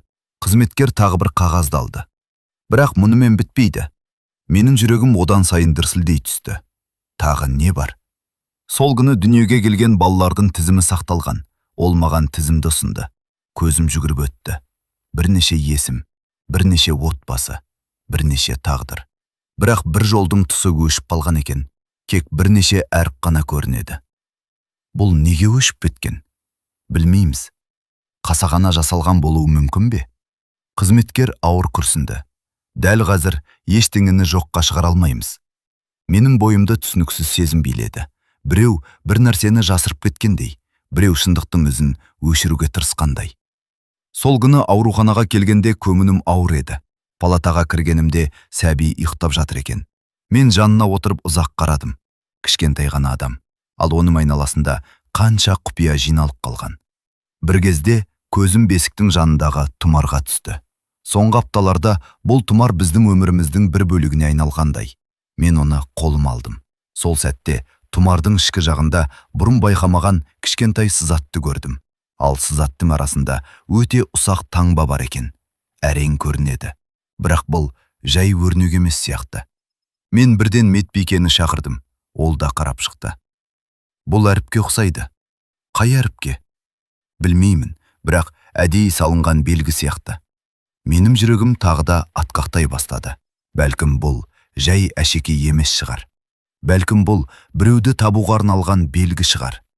Сол түні үйге қайтқанда ойым сансаққа жүгірді. Бірақ ең үлкен тосынсый әлі алда еді. Өйткені келесі күні мұрағаттағы құжаттарды қайта тексерген маман бізге күтпеген жаңалық айтты. Сол өшірілген жолдың астында менің өткен өміріммен байланысты мәлімет жасырылып тұрған еді. Келесі күні таңертең телефон шырылдағанда жүрегім бірден қобалжыды. Соңғы кездері әр қоңырау жаңа құпия алып келетін болды. Телефонның ар жағында мұрағат бөлімінің қызметкері екен. Дауысы байсалды болғанымен толқып тұрған сезіліп тұрды. Біз кеше айтқан құжаттарды қайта қарап шықтық. Бірдеңе таптыңыздар ма? Иә, өшірілген жазудың бір бөлігін қалпына келтіре алдық. Менің жүрегім тарс-тұрс соға бастады. Не жазылыпты? Бірнеше секунд үнсіздік орнады. Мұны телефонмен айту қиын. Келіп кеткеніңіз дұрыс болады. Сол күні жұмысты да ұмытып, бірден мұрағатқа бардым. Қызметкер мені шағын бөлмеге кіргізді. Үстел үстінде ескі құжат жатыр. Кей жерлері анықталыпты. Ол қағазды маған қарай жылжытты. Міне, осы жол. Мен көзімді сығырайтып оқи бастадым. Жазудың көп бөлігі өшіп кеткенімен бір сөйлем анық көрінеді. Баланың құжаттары уақытша басқа іске тіркелді. Мен таңырқап қалдым. Бұл нені білдіреді? Әдетте бұлай жасалмайды. Сонда біреулер құжаттарды әдейі ауыстырған болуы мүмкін. Бойымнан тоқ жүргендей болды. Демек, әлде бір адам 25 жыл бұрын болған оқиғаның ізін жасыруға тырысқан.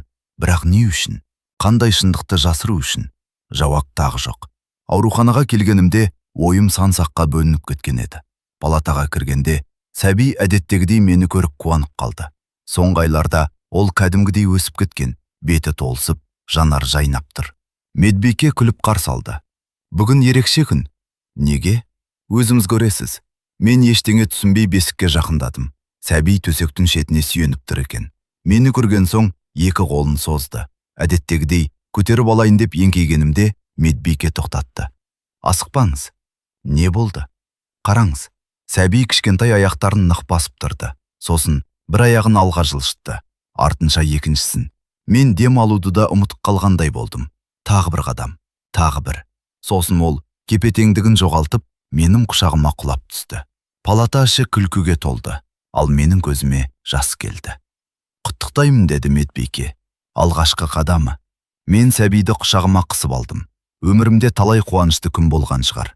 Бірақ дәл осы сәттегідей бақытты сезінген емеспін. Кішкентай ғана қадам. Бірақ мен үшін үлкен мереке еді. Сол кеште ұзақ уақыт оның жанында отырдым. Ол шаршағандықтан ерте ұйықтап қалды. Ал мен оның жүзінен көз алмай қарадым. Бір кезде ойыма бір нәрсе келді. Егер сол суық түнде мен басқа көшемен жүргенімде ше? Егер сәби жылағанын естімегенімде ше? Бәлкім, қазір өмірім мүлде басқа болар еді. Осыны ойлаған сайын, тағдырдың бізді бекер кездестірмегеніне сенгім келді. Бірақ дәл сол сәтте есік қағылды. Палатаға полиция қызметкері кірді. Оның жүзі әдеттегіден де салмақ деді. Кешіріңіз мазалағаныма. Мен орнымнан тұрдым. Бірдеңе болды ма? Ол қолындағы папканы ашты. Біз құжаттарды ауыстырған адам туралы алғашқы мәлімет таптық. Жүрегім қайтадан дүрсілдей жөнелді. Кім екен? Қызметкер маған қарап бірнеше секунд үнсіз тұрды. Сосын баяу ғана. Ең таңғаларлығы, бұл адамның аты сіздің бала кезіңіздегі оқиғалармен де байланысты болып шықты. Мен қатып қалдым.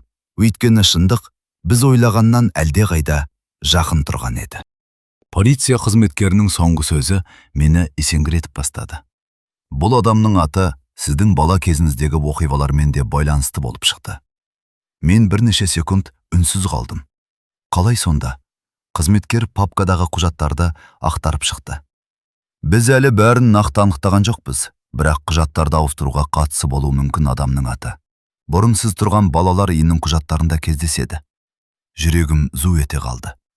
Балалар үйінде ме? Иә. Мен орындыққа жайлап отырдым. Бала күнімнен бері ұмытуға тырысқан естеліктер қайта тірілгендей болды. Суық дәліздер, темір кереуеттер, түнде жастығын құшақтап жылайтын балалар. Мен сол күндерді ешқашан жақсы көрген емеспін. Қызметкер маған қарап отырды. Біз әзірге нақты қорытынды жасай алмаймыз, бірақ бұл сәйкестік емес сияқты. Ол кеткеннен кейін ұзақ уақыт ойға баттым. Неге менің өткен өміріммен осы сәбидің тағдыры бір-бірімен байланса береді? Неге әр ашылған құпия мені өзімнің өткеніме қарай жетелейді? Жауап жоқ еді. Сол күні кешке қарай жаңа жұмысымның алғашқы күні басталды. Маған бұл жұмыс өте қажет болатын. Қамқоршылық рәсімдеу үшінде, өз өмірімді қайта қалыпқа келтіру үшінде. Бірақ ойымның бәрі ауруханада қалды. Жұмыс аяқталысымен бірден сонда бардым. Палатаға кіргенімде сәби әдеттегідей күлімдеп қарсы алды. Кеше ғана алғашқы қадамын жасаған бала бүгін төсектің шетіне ұстап алып, қайта тұруға тырысып жатыр екен. Мен еріксіз күліп жібердім. Сен асығып барасың ғой, батыр. Ол шаттанып дыбыс шығарды. Соңғы айларда осы кішкентай адамның күлкісі менің ең үлкен қуанышым болып кеткен еді. Бірақ қуаныш ұзаққа созылмады. Келесі күні жұмыста күтпеген жағдай болды. Компания қаржылық қиындықтарға тап болған хабарлады. Басшылық барлық қызметкерлерді жинады. Менің ішім бірден жамандықты сезді. Алдағы айларда шығындарды қысқартуға тура келеді, деді директор. Осы сөзден кейін жүрегім қайтадан мазасыздана бастады. Әрен тапқан жұмысымнан тағы айырылып қаламын ба? Егер солай болса, қамқоршылық мәселесі не болады? Күні бойы басымнан осы ой кетпеді. Кешке ауруханаға келгенде көңілсіз екенімді медбикеде байқап қалды. Бірдеңе болды ма? Мен бәрін айтып бердім. Ол үнсіз тыңдап тұрды. Сосын жай ғана. Кейде тағдыр адамды соңғы рет сынайды, деді. Соңғы рет? Иә. Адам берілейін деген кезде ең үлкен сыйы жақындап тұрады. Мен оның сөзіне күле алмадым. Өйткені қорқынышым басым еді. Сол түні үйге қайтып бара жатқанда қатты жаңбыр жауды. Дәл сол алғашқы кездескен түндегідей. Көше шамдарының жарығы жаңбыр тамшыларынан шашыраттыр. Мен еріксіз сол түнді есіме алдым. Егер сол күні аялдаманым жанынан өтпегенімде өмірім қандай болар еді? Бәлкім бәрі жеңіл болар еді, бірақ мағынасыз болар еді. Үйге келген соң телефон шырылдады. Экранда әлеуметтік қызметкердің нөмірі тұр екен. Жүрегім бірден атқақтап кетті. Тыңдап тұрмын. Ар жақтан қобалжыған дауыс естілді. Ертең таңертең міндетті түрде келіңіз. Не болды? Бірнеше секунд үнсіздік орнады. Сосын ол баяу ғана. Балаға қатысты күтпеген мәселе пайда болды. Телефон үзіліп кетті. Ал мен түні бойы көзіле алмадым. Өйткені бұл жолы тағдырдың қандай сынақ дайындап тұрғанын мүлде білмейтін едім. Әлеуметтік қызметкердің кешкі қоңырауынан кейін түні бойы көзіле алмадым. Балаға қатысты күтпеген мәселе пайда болды. Осы сөз санамда қайта-қайта жаңғырып тұрды. Таң атпай ауруханаға жеттім. Дәлізде әлеуметтік қызметкер мен полиция қызметкері күтіп тұр екен. Екеуінің жүзінен маңызды жаңалық барын бірден аңғардым. Не болды? Дедім асыға. Әлеуметтік қызметкер қолындағы папканы маған ұсынды. Алдымен мынаны көріңіз. Папканың ішінде сарғайып кеткен ескі сурет жатыр екен. Суретті қолыма алған сәтте жүрегім дүрсілдеп кетті. Онда жас әйел бейнеленген, қарапайым киінген, жүзі әдемі болғанымен көзінде мұң бар. Бірақ мені таңғалдырған басқа нәрсе еді. Әйелдің мойнында әлгі тұмар анық көрініп тұр. Дәл сол тұмар, сәбидің жанынан табылған тұмар. Бұл суретті қайдан таптыңыздар? Дедім. Мұрағаттағы жеке істің арасынан шықты, деді полиция қызметкері. Мен суреттен көзімді ала алмадым. Біртүрлі таныс сияқты, бірақ қайдан көргенімді есіме түсіре алмадым. Сол кезде полиция қызметкері тағы бір құжатты шығарды. Суреттің артында жазу болған. Не деп жазылған? Ол қағазға қарап оқыды. Егер бір күні жоғалып кетсем, шындық бәрібір табылады. Бөлме іші тып-тыныш болып қалды. Денем мұздап кеткендей болды. Бұл жай сөйлем емес еді. Бұл біреудің қорқынышпен жазған хаты сияқты, бір нәрседен қашқан адамның сөзі сияқты. Ол кімнен қорыққан, деп сыбырладым. Әзірге білмейміз. Ауруханадағы шағын кабинеттен шыққан соң бірден палатаға бардым. Сәби ұйықтап жатыр екен. Кішкентай жүзі бейбіт көрінеді. Оған қарап тұрып, осы баланың өміріне қанша адамның тағдыры байланысып кеткенін ойладым. Бір жоғалған әйел, бір тұмар, бірнеше жоғалған құжат және әлі ашылмаған құпиялар. Кенет есік қағылды. Ішке жасы үлкен медбике кірді. Ол суретті көрген бойда орнында қатып қалды. Бұл мүмкін емес. Мен жалт қарадым. Нені айтып тұрсыз? Ол суретті қолын алды. Қолдары дірілдеп тұр. Мен бұл әйелді көргенмін. Жүрегім тарс ете қалды. Қайда? Осы ауруханада. Бөлмеші қайта үнсіз қалды. Қашан? Өте көп жыл бұрын. Сенімдісіз бе? Иә. Ол көзін суреттен алмай жауап берді. Мен жас медбике едім. Бұл әйел бірнеше рет келген. Неге келген? Біреумен кездесуге. Кіммен? Медбике басым шайқады. Есімде жоқ, бірақ оның қорқып жүрген есімде. Үнемі артына қарай беретін, үнемі біреу аңдып жүргендей алаңдайтын. Менің бойымнан тағы да суық өтті.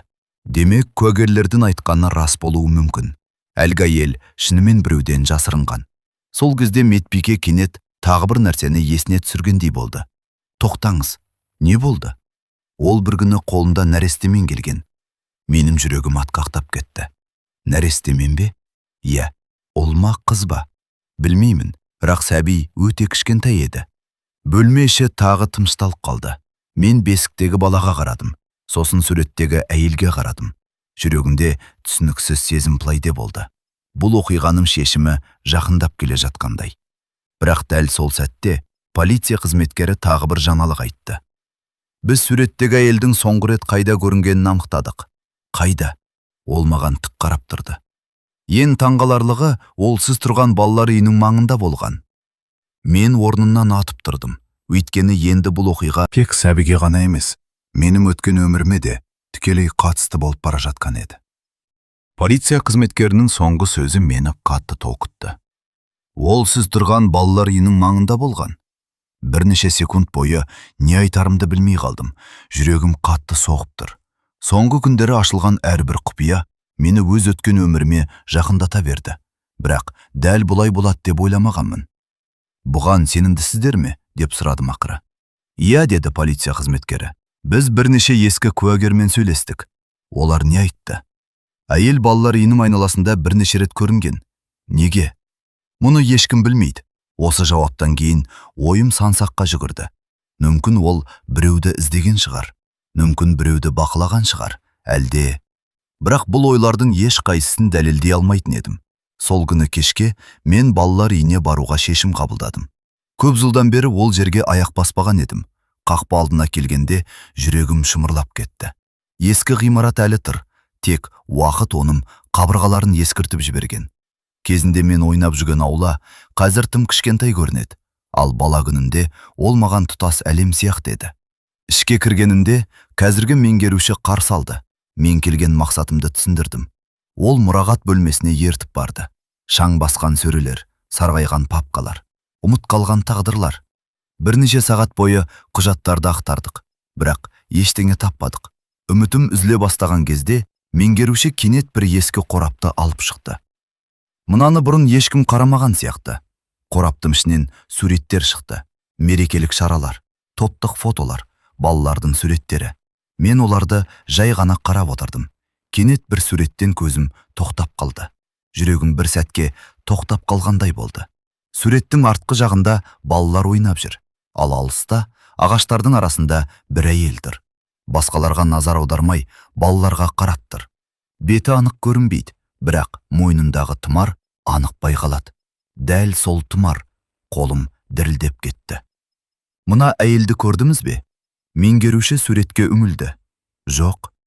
Бұл сурет қай жылы түсірілген? Ол артындағы жазуды оқыды. Менің жүрегім тағы дүрсілдей бастады. Өйткені сурет мен балалар үйіне алғаш келген жылы түсіріліпті. Мен үнсіз қалдым. Бір түрлі қорқыныш пен үміт аралас сезім кеудемді қысты. Бұл жай кездейсоқтық па? Әлде әлгі әйел шынымен осы жерге мен үшін келген бе? Сол сәтте қораптың түбінен тағы бір қағаз түсіп кетті. Ескі хаттың бір бөлігі екен. Уақыттан сарғайып кеткен. Жазудың жартысы өшіп қалған, бірақ соңғы жолы анық оқылды. Оны алыстан болса да көруім керек. Менің тынысым тарылып кетті. Кімді көру керек? Неге алыстан ғана? Неге жақындай алмаған? Меңгеруші де үнсіз тұрды. Бөлме іші ауыр тыныштыққа толды. Мен суретке қайта қарадым. Әлгі әйелдің жанары дәл камера жаққа емес, балалардың арасына қадалып тұр. Біреуді іздегендей, біреуді сағынғандай. Сол кезде кенет ойыма қорқынышты болжам келді.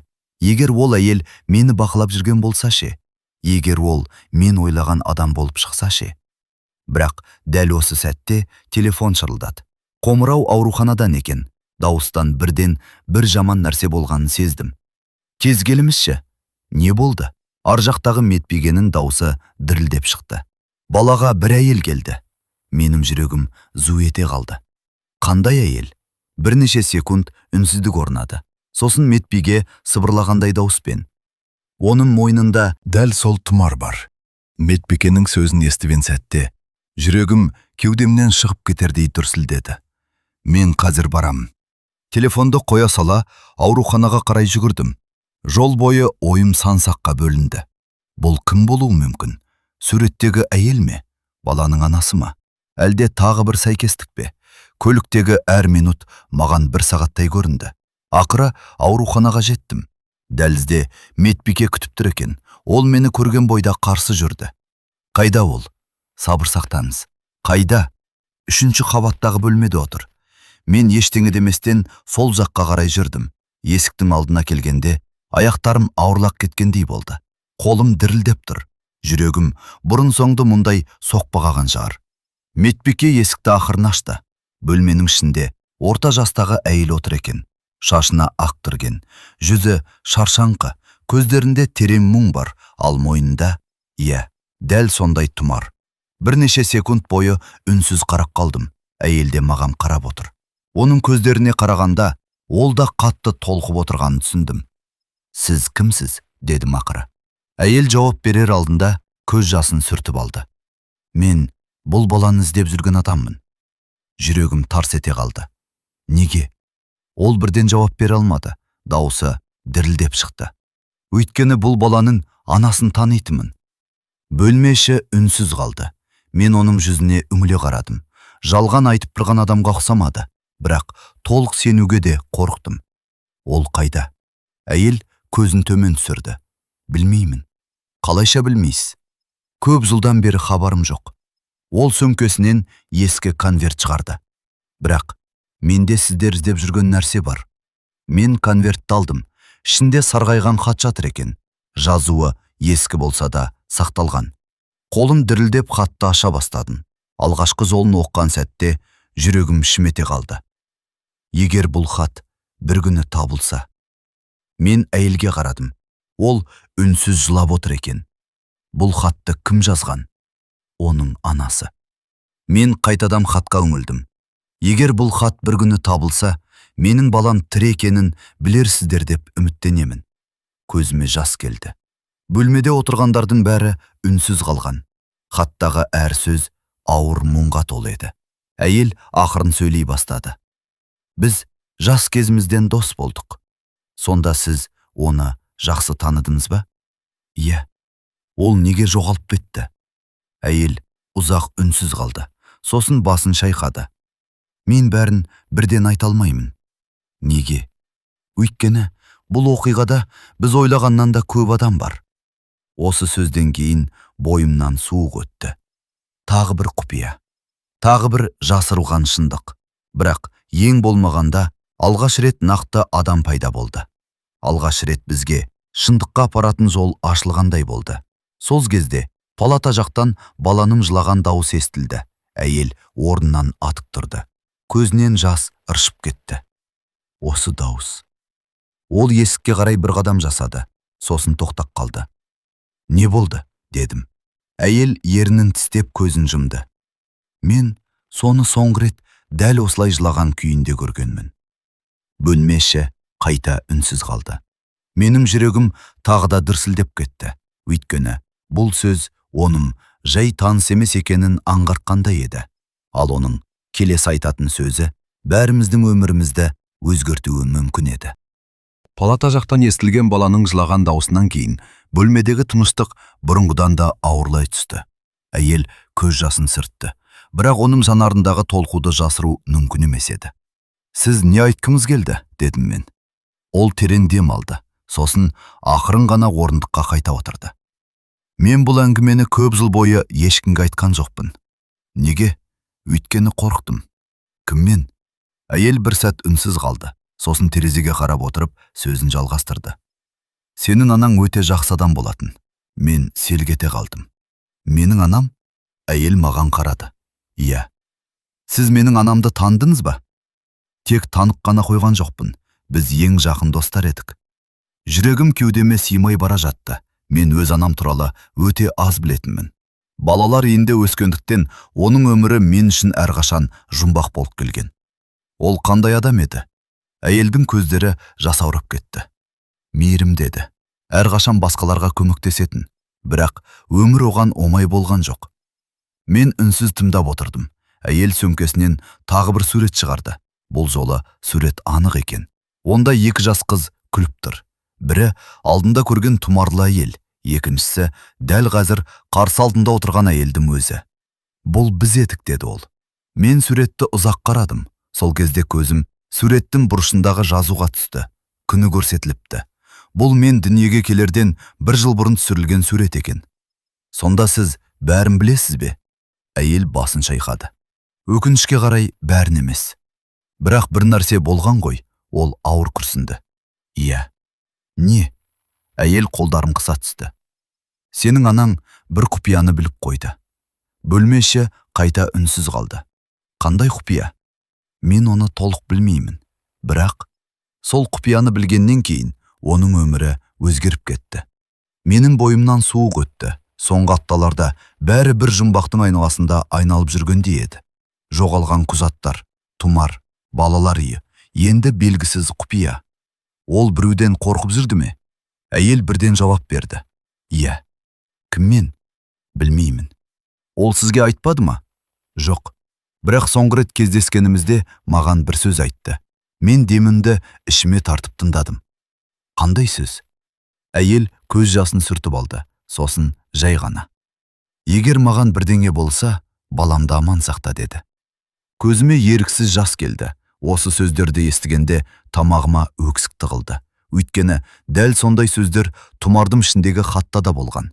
Демек, ол ана баласын бәрінен бұрын ойлаған, соңғы сәтіне дейін. Сол кезде әйел сөмкесінің түбінен кішкентай кілт шығарды. Тот басқан ескі кілт. «Мұны маған кетер алдында берген». «Бұл не?» «Білмеймін». «Сонда осы уақытқа дейін сақтап жүрсіз бе?» «Иә». Мен кілтті қолыма алдым. Ар жағында өте кішкентай белгі қашалып жазылыпты. Сол белгі дәл тұмардың ішіндегі таңбаға ұқсайтын. Жүрегім тағы дүрсілдей жөнелді. Демек, бұл бір нәрсеге апарады. «Мен де солай ойлаймын», деді әйел. Бірақ дәл сол сәтте полиция қызметкері бөлмеге асығыс кіріп келді. Оның жүзінен шұғыл жаңалық бар екені байқалды. «Біз кілттің қай жерге тиесілі екенін анықтадық». Мен орнымнан атып тұрдым. «Қай жерге?» Қызметкердің жауабы бәрімізді таңғалдырды. «Бұл кілт қала сыртындағы ескі үйдің құлпына сәйкес келеді». Ал сол үйдің иесі көп жыл бұрын із-түссіз жоғалып кеткен екен. Полиция қызметкерінің айтқан сөзі бәрімізді таңғалдырды. Бұл кілт қала сыртындағы ескі үйдің құлпына сәйкес келеді. Бөлме іші үнсіз қалды. Мен қолымдағы ескі кілтке қайта қарадым. Осынша жыл бойы сақталған кішкентай заттың артында қандай құпия жасырынуы мүмкін? «Ол үй қазір бар ма?» деп сұрадым. «Бар», деді полиция қызметкері. «Бірақ көп жылдан бері бос тұр». «Иесі ше?» «Із-түссіз жоғалған». Жүрегім тағы да дүрсілдей бастады. Соңғы кездері барлық жол бір ғана бағытқа апаратындай көрінетін, әлгі жоғалған әйелге, тұмарға. Және менің өткен өміріме. Келесі күні таңертең біз жолға шықтық. Полиция қызметкері, әлеуметтік қызметкер, әлгі әйел және мен. Ауа райы бұлтты еді. Көлік терезесінен сыртқа қарап отырып, ішімдегі қобалжуды баса алмадым. Шамамен бір сағаттан кейін Қала шетіндегі ескі ауданға жеттік. Үй шеткері жерде орналасқан екен. Айналасын арамшөп басып кеткен. Терезелерінің кейбірі сынған, қабырғалары ескіріп тұр. Бірақ бір кезде бұл үйде біреулер өмір сүргені анық көрініп тұрды. Біз аулаға кірдік. Ескі қақпа сықырлап ашылды. Сол дыбыстың өзі бойыма суық жүгірткендей болды. Үйдің есігіне жақындағанда бәріміз үнсіз қалдық. Қолымдағы кілт ауырлап кеткендей сезілді. Полиция қызметкері маған қарап басын изеді. Көріңіз, мен кілтті құлыпқа салдым. Қолым дірілдеп тұр. Кілт баяу бұрылды, сосын құлып сырт етті. Барлығымыз бір-бірімізге қарадық. Бұл кілт шынымен осы үйге тиесілі. Есікті ашқанда іштен көне ағаштың иісі шықты. Үй қараңғы екен. Шаң басқан жиһаздар орнында тұр. Біреу кенеттен кетіп қалып, қайта оралмағандай әсер қалдырды. Біз бөлмелерді аралай бастадық. Алғашында ерекше ештеңе табылмады. Ескі шкафтар, кітаптар, сынған ыдыстар. Бірақ үйдің артқы бөлмесіне кіргенде әлгі әйел кенет тоқтап қалды. Мен бұл бөлмені танимын. Бәріміз оған қарадық. Бұрын келгенсіз бе? Әйелдің жүзі бозарып кетті. Иә. Қашан? Көп жыл бұрын досым мені осы жерге бір рет ертіп келген. Менің жүрегім зу ете қалды. Яғни бұл үй... Иә, деді ол ақырым. Бұл оның жарының келетін жері болатын. Бөлме іші тағы үнсіз қалды. Бірнеше минут бойы бәріміз айналаны қарап жүрдік. Кенет полиция қызметкері еденнің бір бұрышына назар аударды. Мына жерге қараңыздар. Ағаш тақтайлардың бірі өзгелерден өзгеше көрінді. Сәл көтеріңкі тұр. Қызметкер оны ақырын көтеріп еді. Астынан шағын қуыс шықты. Қуыс ішінде кемір қорап жатыр екен. Жүрегім қатты соғып кетті. Осы сәтті біз бәріміз күтіп жүргендей едік. Қорап шаң басқанымен құлпы сынбаған. Ең қызығы, құлыптағы белгі дәл кілттің артындағы таңбаға ұқсайды. Мен кілтті тағы қолым алдым. Қолымның дірілдегенін жасыра алмадым. Кілт құлыпқа дәл келді. Сырт еткен дыбыс шықты. Қорап ашылды. Ішінде бірнеше сурет, бір бума хат және қалың дәптер жатыр екен. Барлығымыз демімізді ішімізге тартып қалдық. Өйткені осы заттардың ішінде біз іздеген шындық болуы мүмкін еді. Бірақ ең үстінде жатқан суретті көрген сәтте менің жүрегім тоқтап қалғандай болды. Суретте жас әйел қолына жаңа туған сәбиді ұстап тұр екен. Ал оның жанында тұрған адамды мен бірден таныдым. Өйткені ол адам менің бала күнімнен бері есімде қалған жалғыз адам еді. Ескі қораптың ішінен шыққан суретті көрген сәтте жүрегім тоқтап қалғандай болды. Суретте жас әйел жаңа туған сәбиді құшағына қысып тұр. Оның жүзіне қарағанда көзінде әрі бақыт, әрі қорқыныш бар екені байқалады. Бірақ мені таңғалдырған ол емес еді. Әйелдің жанында тұрған ер адамды мен бірден таныдым. Жылдар өтсе де, оның жүзін ұмыта алмаппын. Бұл менің бала кезіндегі балалар үйінің күзетшісі еді. Қатал мінезді, аз сөйлейтін адам. Балалардың көбісі одан қорқатын. Ал мен оның неге бұл суретте тұрғанын түсіне алмадым. Бұл мүмкін емес, дедім сыбырлап. Полиция қызметкері суретке қайта үңілді. Сіз оны танисыз ба? Иә. Кім ол? Балалар үйінде жұмыс істеген адам. Бөлме іші бір сәтке үнсіз қалды. Әлгі әйел де таңырқап маған қарады. Демек, бұл оқиға шынымен балалар үйімен байланысты болғаны ғой. Мен суретті қолымнан түсірмей ұзақ тұрдым. Жүрегімде жаман сезім пайда болды. Өйткені соңғы уақытта ашылған әрбір дерек мені өз өткен өміріме жақындата берген. Қораптың ішінде тағы бірнеше сурет болды. Бірінде сол әйел жалғыз тұр, бірінде белгісіз адамдармен бірге түскен, ал соңғы сурет бәрімізді таңғалдырды. Онда сол әйел мен әлгі күзетші бір нәрсе туралы дауласып тұрғандай көрінеді. Сурет алыстан түсірілген, бірақ олардың жүзіндегі ашу анық байқалады. Бұлар бір-бірін таныған сияқты, деді полиция қызметкері. Иә. Сол кезде әлеуметтік қызметкер дәптерді ашты. Қалың дәптердің алғашқы бетінде бір ғана сөйлем жазылыпты.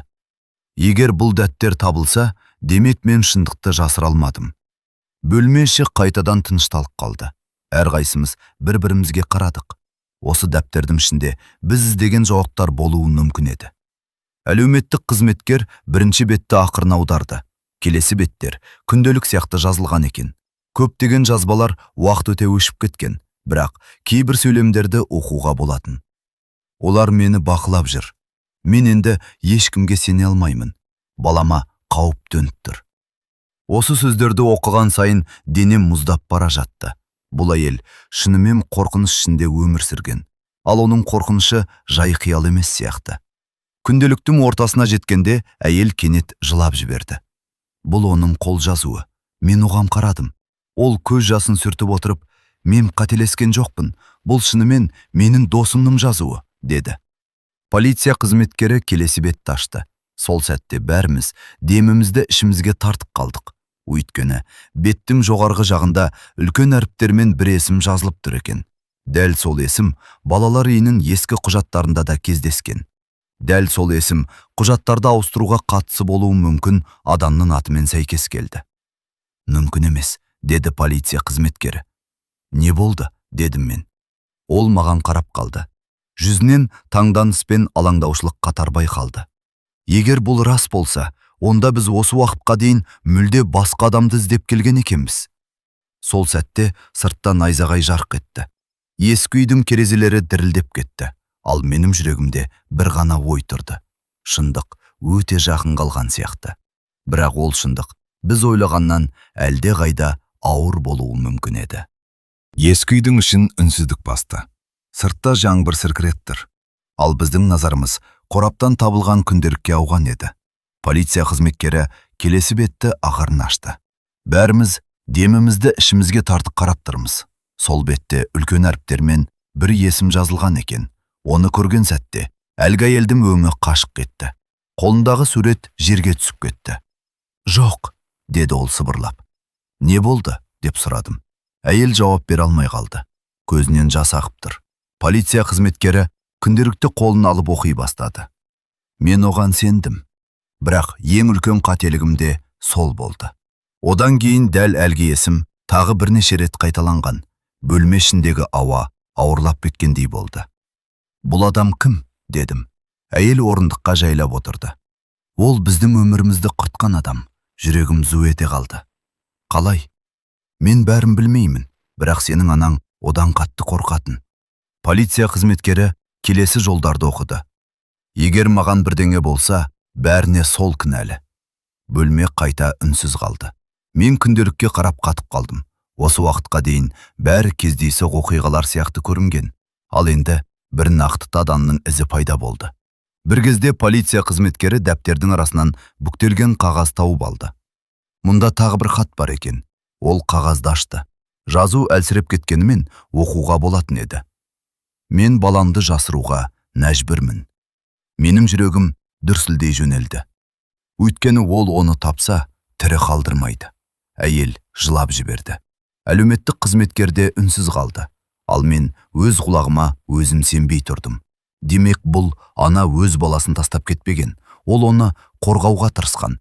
Соңғы күшіне дейін қорғаған. Күнделіктегі әр сөйлем соны дәлелдеп тұрғандай еді. Бір кезде менің көзім әлгі есімде қайта түсті. Ішім біртүрлі болып кетті. Өйткені бұл есім маған таныс сияқты көрінді. Өте таныс. Бірақ қайдан екенін есіме түсіре алмадым. Сол сәтте әлгі әйел маған қарады. Сен оны көргенсің. Мен селгете қалдым. Кімді? Сол адамды. Жоқ, мүмкін емес. Мүмкін. Менің бойымда суық қорқыныш билей бастады. Қайдан көрдім? Әйел көзін төмен түсірді, сосын жай ғана. Балалар үйінен. Бөлме іші қайтадан тып-тыныш болып кетті. Жүрегім қатты соғып тұр. Бала күнімдегі көптеген бейнелер көз алдымнан өте бастады. Ұзын дәліздер, суық бөлмелер, қатал адамдар. Бірақ бір адамның жүзі анық елестей бастады. Мен орнымнан жайлап тұрдым. Жоқ. Өйткені дәл сол сәтте кім туралы айтылып тұрғанын түсінгендей болдым. Бұл адамды мен бала күнімде күнде көретінмін. Ол балалар үйінде өте беделді адам болатын. Барлығы оған сенетін. Ешкім күмәнданбайтын. Ал егер күнделіктегі жазбалар рас болса, онда біз іздеп жүрген шындық бұрыннан көз алдымызда тұрған екен. Дәл сол кезде полиция қызметкерінің телефоны шырылдады. Ол қоңырауды көтеріп, бірнеше секунд үнсіз тыңдап тұрды. Сосын жүзіндегі қан қашып кетті.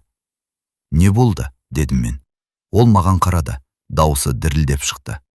Біз кешігіп қалған сияқтымыз. Неге? Әлгі адам бүгін таңертең қаладан кетіп қалған. Полиция қызметкерінің сөзінен кейін бөлмедегі бәрі үнсіз қалды. Менің жүрегім тарс-тұрс соғып тұрды. Осынша уақыт бойы іздеген шындық қол созын жерде тұрғандай еді. Ал енді ол тағы алыстап кеткендей көрінді. Оны таба алмай қалдық па деп сұрадым. Полиция қызметкері басын шайқады. Жоқ, бірақ уақыт жоғалттық. Ол қайда кеткен? Әзірге нақты білмейміз. Әлгі әйел орындыққа отыра кетті.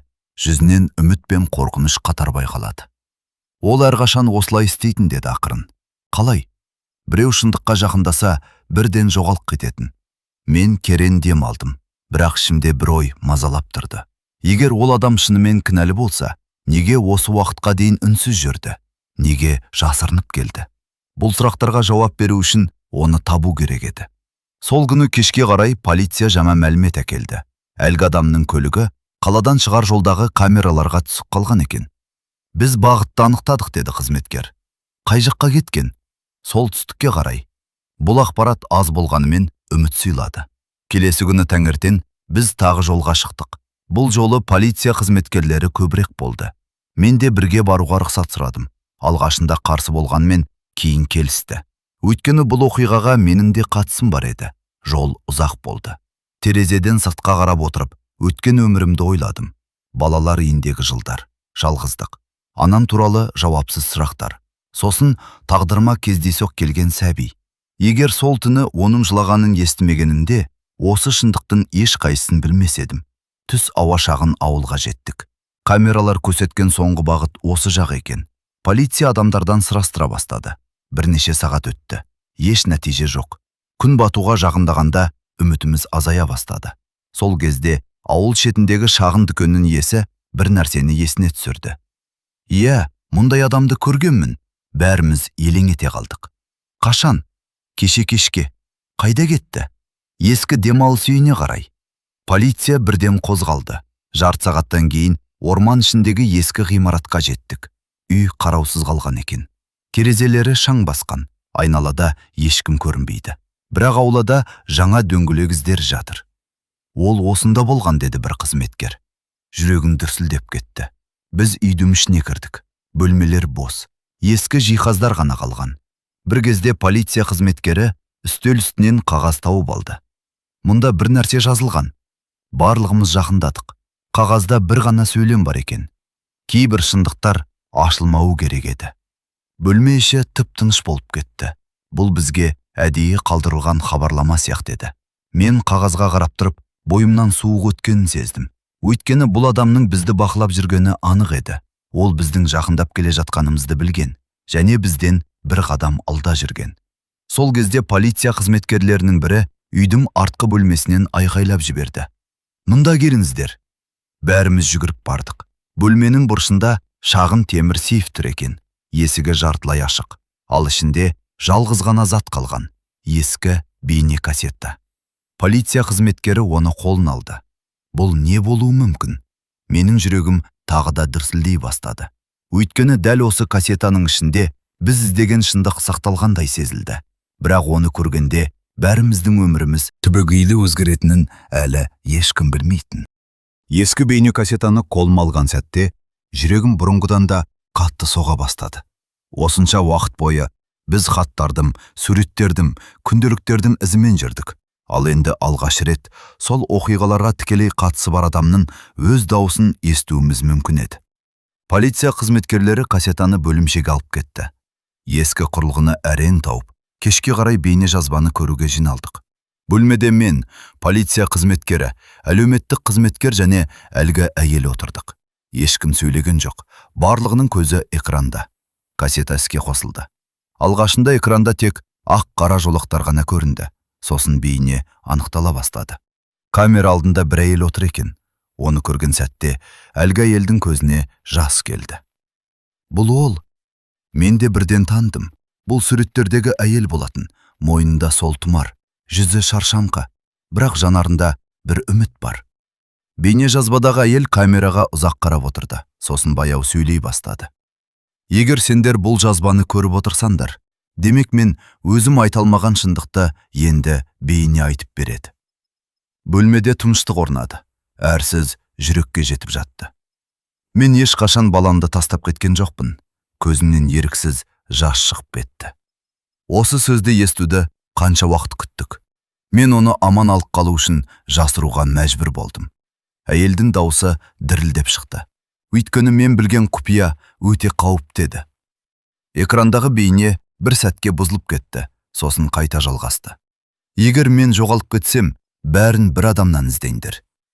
Бәріміз демімізді ішімізге тартып қалдық. Міне, біз күткен сәт. Әйел 809 ел әлгі адамның атын атады. Бөлмедегілердің бәрі қатып қалды. Мен де орнымнан қозғала алмадым. Өйткені бұл есім маған өте таныс еді. Бұл шынымен балалар үйіндегі бұрынғы басшының аты болатын. Сол адам. Барлығы сенетін адам. Балаларға қамқор болып көрінетін адам. Ал шын мәнінде ол көптеген құжаттарды өзгертті, деді бейне жазбадағы әйел. Кейбір балалардың тағдырын ақша үшін сатып жіберді. Әлгі әйел жылап жіберді. Полиция қызметкері үнсіз экранға қарап отыр, ал менің қолдарым дірілдеп кетті. Бала күнімде балалар үйінен кенет жоғалып кеткен бірнеше баланы есіме түсірдім. Оларға қатысты ешкім ешқашан түсінік бермеген.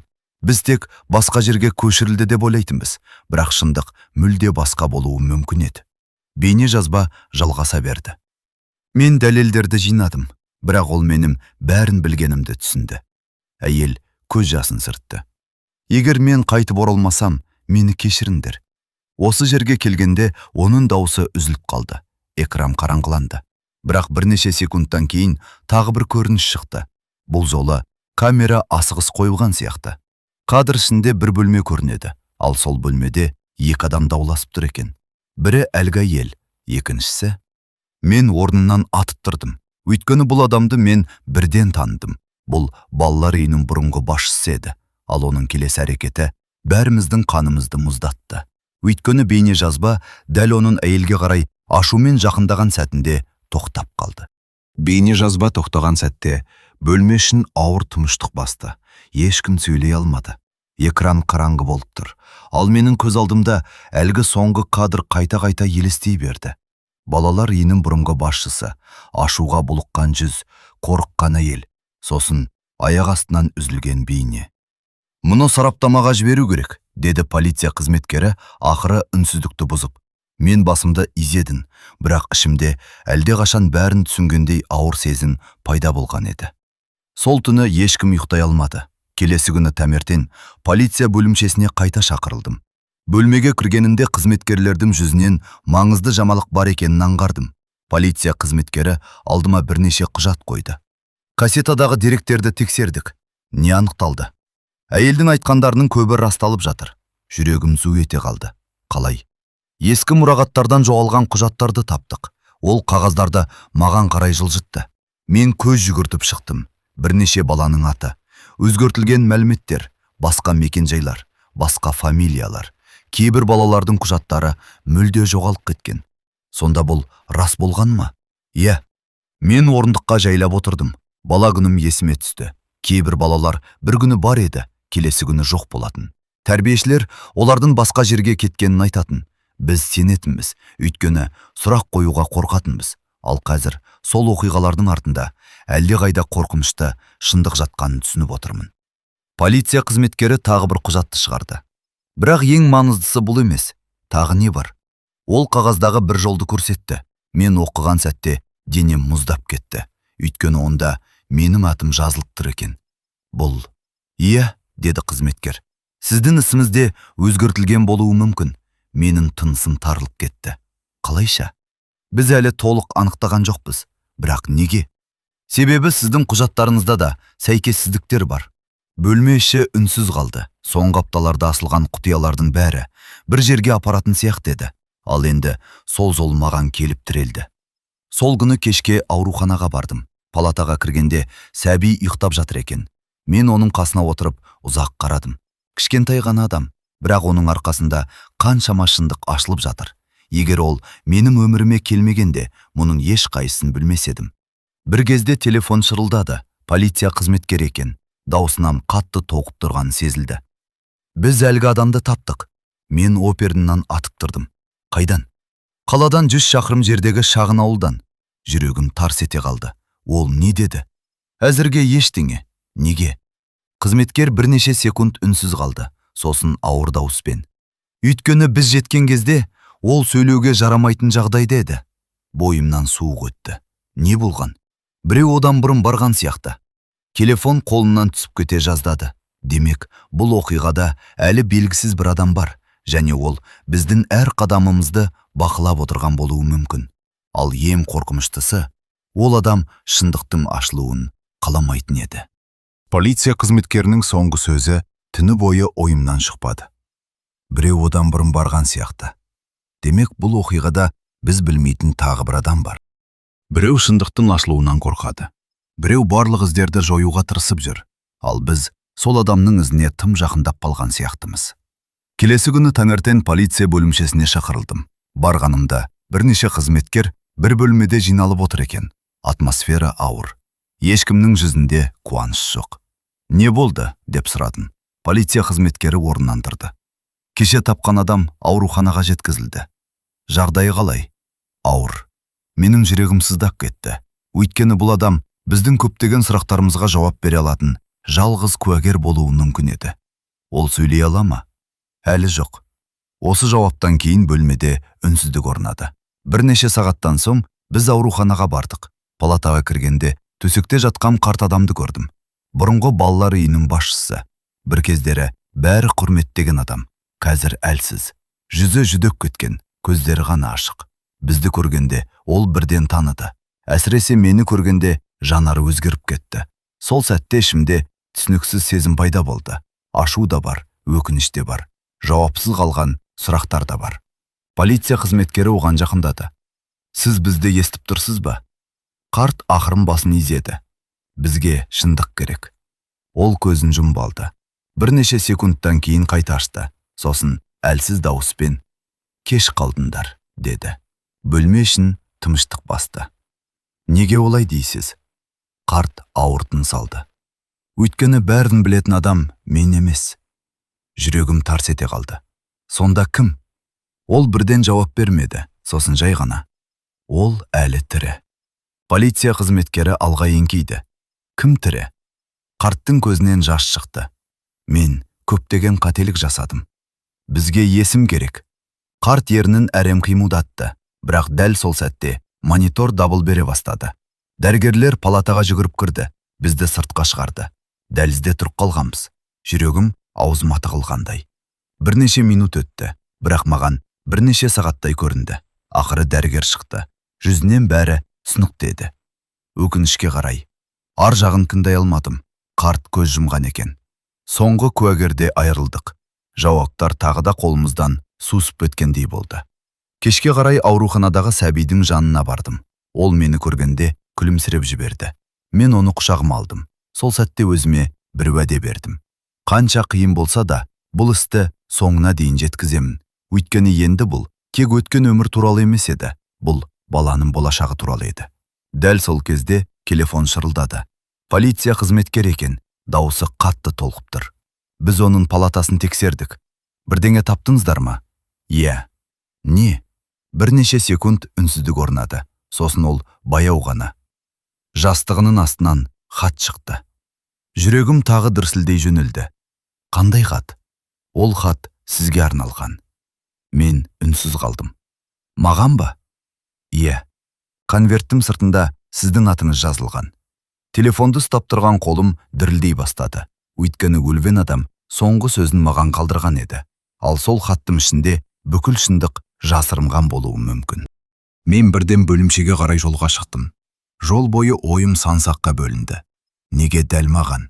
Неге осы уақытқа дейін үнсіз жүрген адам соңғы сәтінде хат қалдырды? Ең бастысы, ол хаттың ішінде не жазылған? Бөлімшеге келгенімде полиция қызметкері үстел үстіндегі сарғайған конвертті көрсетті. Қолым дірілдеп кетті.